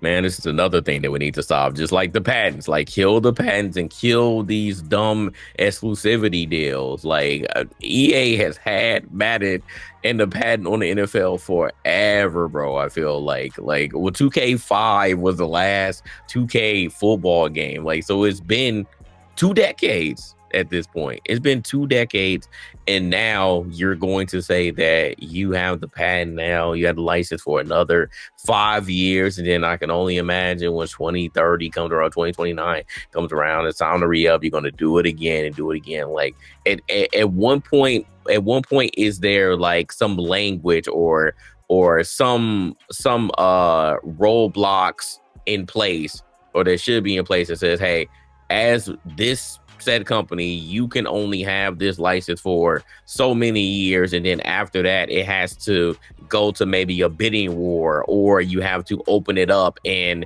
then you have to do more negotiations, or just open it up period, for whatever entity, and then let anybody else make their own games or whatever. Like I feel like this whole system is broken, and it's been broken because I feel like, again, I mean, it's been happening with soccer too, at some point, but that's been even a little looser than the NFL. Like, same thing with basketball, because 2K pretty much has the basketball scene, or they had it for a little bit, besides what we're about to talk about in a little bit. But football has been really that one that's just like NFL just had to like it for so long, and there has to be something in place that says, hey, you can't have this license for 2 months longer. You have to open it up, or let the NFL, or make the NFL negotiate with some other companies if we're going to do that, because like this is just it's tiring at this point. I would love to see 2K, even though I don't like 2K at all at this point. Like they've turned into a whole nother company, but I would love to see 2K at least be allowed to make another football game again, because I want to see more competition, and that's all. I don't even play football game like that. I love watching it, but I would love to see them at least get the opportunity to try again, because they don't want to. You don't have the NFL players, you're not going to do it, and it's as simple as that for them. I think what confuses me about the exclusivity license for Madden or sports games in general is, and correct me if I'm wrong, but wouldn't you make more money if the license wasn't exclusive? Like, obviously, you don't want to dilute the brand. You don't want everybody to have it, so you can be picky with it. But like, you can't give the license out to 2 or 3 different people and be making just even more money off of that. And then we have 2-3 different games that are competing with one another and making themselves. I feel like that's a win-win for everybody, because not only does the NFL make more money, but if there's 3 different NFL games coming out every year, the NFL's logo is on all those games, so it's getting printed everywhere. It's more brand recognition, which I know from what I've seen, they're trying to grow internationally. So I would imagine that would help, but I don't know. Maybe there's some people who are smarter than me know something better. I don't know. I think again, there's some more nefarious activity going on, and it probably is a lot of this is just who I'm used to or what I'm used to. So they just literally go back. Yeah, they just literally go back to the drawing board. It's like, okay, it's time for the renewal, and then they're like, all right, we want to extend it another 5 years. All right, cool. Like, just and it's really that simple. They don't even get into, like, pretty sure the NFL after all these years, it never went back and was like, hey, Madden ain't selling well, so let's look elsewhere. Madden keeps selling well and ends up being in the top 10 every single year of most bought video games. So the NFL has no problem. It's what's safe and what's comfortable for them and what has been making them money. So they're not going to say, hey, you know what, let's look elsewhere or open this license up to everyone so that they can attempt to make their own video game. And that's the unfortunate reality of it. Unfortunate. Well, do you think this sports game that got announced, do you think there's any hope for this? The Run, NBA The Run. This was a arcade basketball game that got announced a few months back. It was called Who Got Next The Run or whatever. But then I guess they got the NBA license, and they just dropped a new trailer for this joint. You know, people have been screaming they want NBA Street back, so this is giving some people some hope. But I'm not gonna lie, man, these animations in this trailer look a little rough, man. This doesn't look mocap. Yeah. It's not smooth. I don't know, man. This is another unfortunate thing that I only felt like really one company, again, going back to EA, they actually did a good thing, like with the EA big stuff. I feel like they were the only publisher that was able to do like a casual, like 3v3 type of game like this outside of, you know, back in the day with the NBA Jam. They were the only ones that were able to do it correctly. So I don't know about this one. Again, people have been asking for another type of NBA Street, but I just don't think that this is going to really get the NBA or basketball fans going. I just don't know. It's because, I mean, 2K is really, even though they claim it's simulation, it's really as casual as you can get. And I don't think people are going to abandon that and go back to the 3v3, you know, really arcadey style of basketball game. I think we're just unfortunately past that point. And for anybody else, it's just going to be nostalgia. But it just doesn't look like with this game. And again, I'm going to reserve judgment, but I don't think that this game is going to meet those standards, whatever those standards are that a basketball video game fan is looking for here. Yeah, it looks almost like that dunk out mobile basketball game, and it's also being made by a smaller studio. But I mean, the good news is in the press release they announced that it'll have true rollback netcode.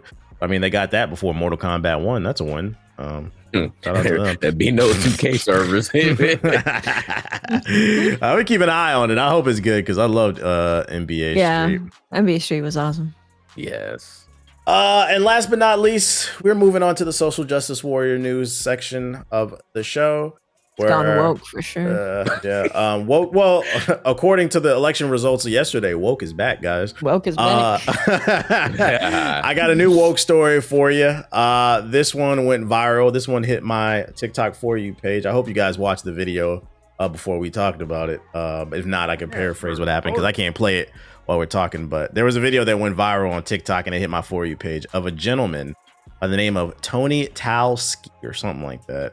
And basically, he was upset that he lost. Oh, I've seen this. Yeah, he was upset that he lost a Marvel Rivals match. And in it, he didn't choose to express himself and say, you know, I was frustrated. I just got off the game or the community's toxic. Instead, he said the reason that he lost was specifically because of women. And he said gaming as a whole, not, first of all, this entire take is terrible. But like this point, I cannot stress enough. He said gaming, not multiplayer gaming. He said gaming as a whole has become terrible because of women. And in specific, he said women make gaming terrible because before women came into gaming, it was boys were allowed to do and talk to each other any kind of way. But because they've come into this space, we now have to cater to their feelings. And the example he gives is he said something smart ass to a chick in Marvel Rivals, and she chose to throw the game. So he's saying women are the reason gaming is terrible. My counter to that was I've heard that talking point before. You guys, I don't know if you guys ever watched this terrible podcast called Fresh and Fit, but they've made the same exact point. The difference is, and this guy's he's a red pill musty loser because they've said it. I've heard it in a clip. They said that women in the workplace is bad because before that, men used to work together and we could talk to each other any kind of way and act like cavemen while we get our work done. And they said ever since women came into the workplace has gone downhill. And so when he said that, I was like, I've heard that talking point, dude. He just switched it and made it gaming coded, right? And then it's funny because literally today a video came out of the woman that he played with, and she said that he edited the story out and didn't tell the part where basically he said some smart ass shit. He didn't like the way she was playing. And then he said that women don't deserve the right to vote per the 9th Amendment. And I said, I've heard that talking point before too. Now, if you don't know what that is, basically on the same Fresh and Fit podcast that I was just referencing, they love to say women shouldn't vote because they don't have to get drafted. I'm like, so he just made two different talking points. I was like, he's just a sardine spouting red pill talking points or whatever. And it sucks too, because they also put up his footage. He lost like 10 matches in a row. So in fact, we know it wasn't, but we also know that footage. Yeah, we also know it wasn't women, but it was the fact that he just fucking sucks at the game. Now, normally I throw this to our local social justice warrior, JG, so I can get a take on this. But we have a woman on the podcast, and I want to know, do you feel like you've ruined gaming? Yes.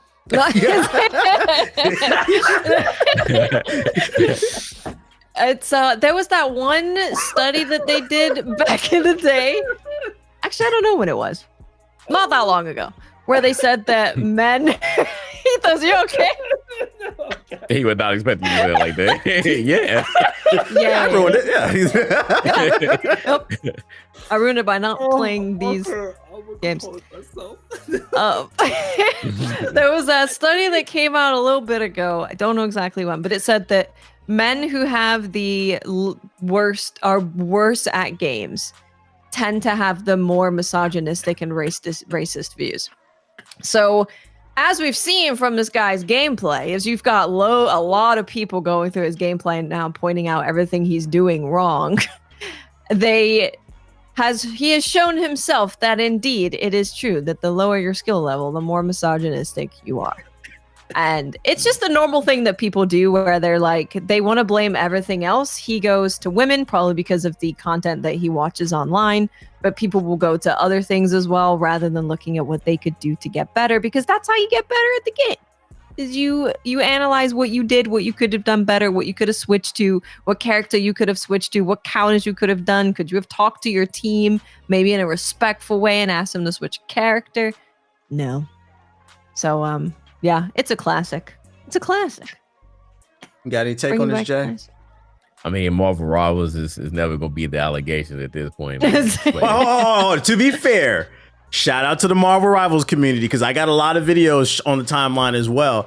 They were on his ass. Like they were on his ass. I seen one video. Dude said, listen, he's like, I fucking hate this community, but he's like, I am proud to say we did come together to shit on him, brother. I was like, we're not. They said we're toxic, but whoa, we're not that toxic. I respect that for sure, because they exposed the hell out of him. So good for them. Did. But yeah, I mean, this is not only a problem with Marvel Rivals. Obviously, this is a whole multiplayer. Like anytime you have a chance to talk, we've seen this for decades. This isn't a new thing. We've seen this for decades, at how these macho machismo men get on the mic, and as soon as they hear anybody sound like a woman, then I don't know, something just triggers in their head. It doesn't even matter what's going on in the video game, but something just triggers in their head, like, oh man, I'm about to talk shit to this girl, and I see that as they just some dudes who can't get any pussy because I know damn well you don't speak to women like that in real life. Like if they were literally right in front of you, they'll probably slap the fuck out of you. So I know that's not how it is. It's a bunch of internet bullshit, unfortunately. But this has been something that has been going on and is continuing, unfortunately, to go on in the grand old year of 2025. So I see this dude as one of those people who, again, was getting upset, and Marvel Roberts can tilt you very quickly. And again, he tried to spin the narrative and make it seem like, oh, it's the woman's fault, right? It's the woman's fault because she started throwing. and she ruined the game. It's just crazy to go from Marvel Rivals, being the reason to now all games. All games. Yeah, all games. When this year was terrible for games. He is right. Knowing damn well he probably only plays. He's part of that 60%. If I had to guess, I think he's a part of that 60% that only plays 1 or 2 games per year. And Marvel Roberts has unfortunately been that one game this year that he plays constantly. And whether he's good or bad, he's still trying, and he's getting triggered every single day, and he's taking it out on whoever else he could leech on. And unfortunately, it was that woman at this particular time tried to spin it to be that she was the terrible one, when in fact, it was you, my friend. I think you need to go back to the drawing board, find out how to get better, like Wad said, and shut the fuck up forever, because you have no dog in this race, and you are completely wrong. And I am so glad that the internet collectively expose you and shit on your entire existence. Do not make another video again. my thing that concerns me about this is not just like his viewpoints, but also what happened to the concept of like self-preservation. Like, even if you have these nefarious, stupid ass thoughts, right? What happened to just keeping them to yourself? Because at bare minimum, you have to understand, this dude lost the game, then held up the phone and said, "Women are the reason I'm losing every game." And in my head, I'm thinking, and this is why, if you ever see this, brother, real shit, bro, your opinions are stupid. But you have to understand, employers are going to see this, bruh. You could lose out on money for stupid ass takes like this, bruh. And you are not one of these red pill podcasts that actually has a platform and is making pennies, because that's what they do be making. So it's like, yo, what happened to self-preservation? Yo, just do your dirt and by yourself. Like, it's, I don't know. No, get off those podcasts, my friend. The funny thing as well is how it started is he's like, I said something to her that she didn't like, and then she reacted in a way I didn't like. And it's like, well, you started it then. Maybe say it a little nicer. What does this got to do with women, bro? This shit happens with guys too. I said the same thing. Yo, guys do the same thing. It's mostly guys that throw. You piss someone off and they throw the game. Yes, guys do the same shit. I play rank where guys do the exact same thing too. Where someone will on our table talk shit about them doing some dumb shit and they'll throw the game. I've threatened to throw. I'd argue it's 90% of men that throw multiplayer games. Like, what are you talking about? It's a worst experiences are all with men. Yeah, it is not a woman thing. It's a video game, brother. It's that meme of it's definitely the meme of the dude riding a bicycle and then he puts the stick in the branch. Yeah. Women himself and it's like women. Women.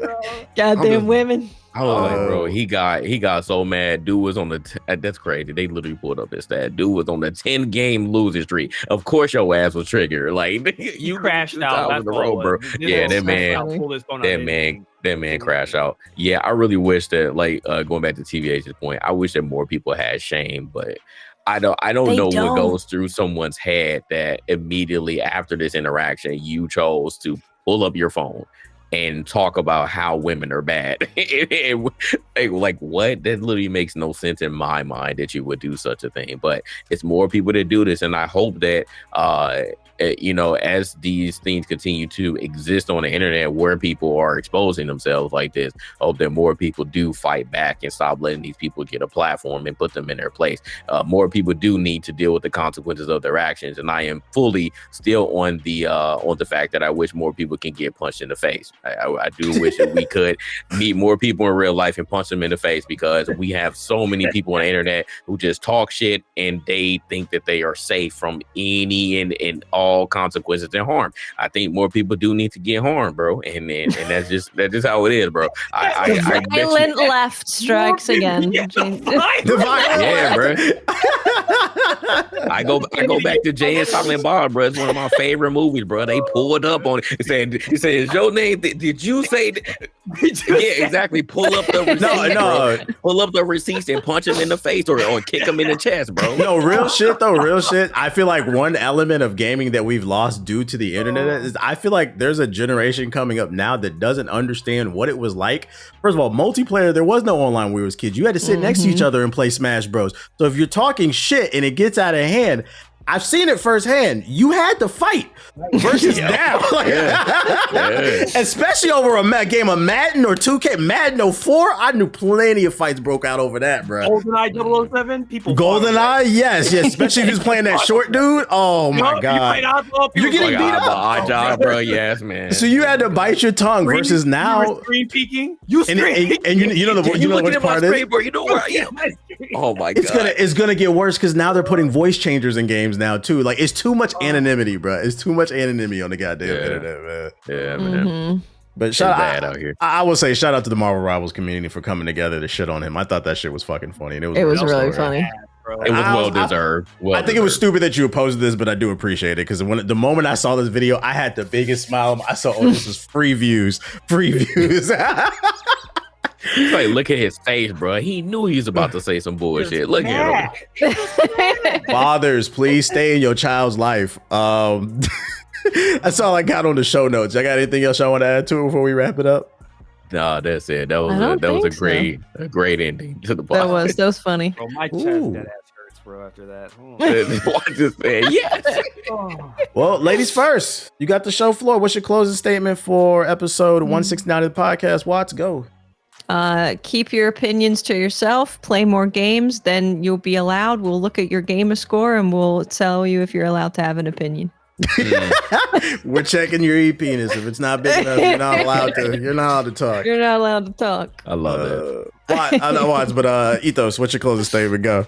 No, I agree. We need to set up a panel. Anytime you want to say anything on the internet, you want to say any opinion, bro, what is it? Show your trophy. I'm starting to understand the people that be like, who talk about the trophies. It's about show your trophies. I think we need to do it now. Show me your stats. You can have basic opinions. It's the people with the hot takes. When they hot take, let's see the data. Yeah. Let's see your like the Marvel Rival thing. Show us your stats. Show us what happened, bro. Show us everything. Fair enough. What about you, JG? Closing statement for episode 169. Go.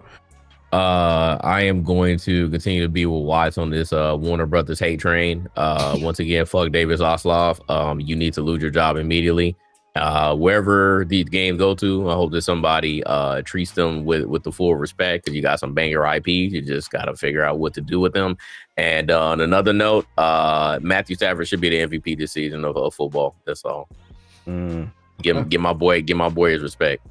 Whatever that means. And my closing statement for episode 169 is I'm in agreements with Ethos. Chapter 15 is coming out soon. The reveal of Absolute Joker. So make sure to cop Absolute Batman. You guys need to be more like Absolute Batman. In the first chapter of this book, this man kicks a child off the boat. And before he kicks the child off the boat, the child was in a gang. The child says, "Hey, you can't do that. You can't kick me. I'm a fucking king." That's how we need to do that dude that was playing the Marvel Rival shit. Like, you guys got to shut the fuck up. Maybe JG's right. We got to start kicking people off the fucking boat, man. Like, we got to start kicking kids into the body of water and drowning. Yeah, bro. Yep. This shit is fucking great. That shit is peak, man. That shit. This has been Gaming Illuminati episode 169. If you're new here, make sure to hit the sub button. Make sure to turn on notifications and rate the show 5 stars on Apple and Spotify. Other than that, we appreciate you coming through and checking it out once again. And we'll see you on the next episode of the Gaming Illuminati podcast. Peace.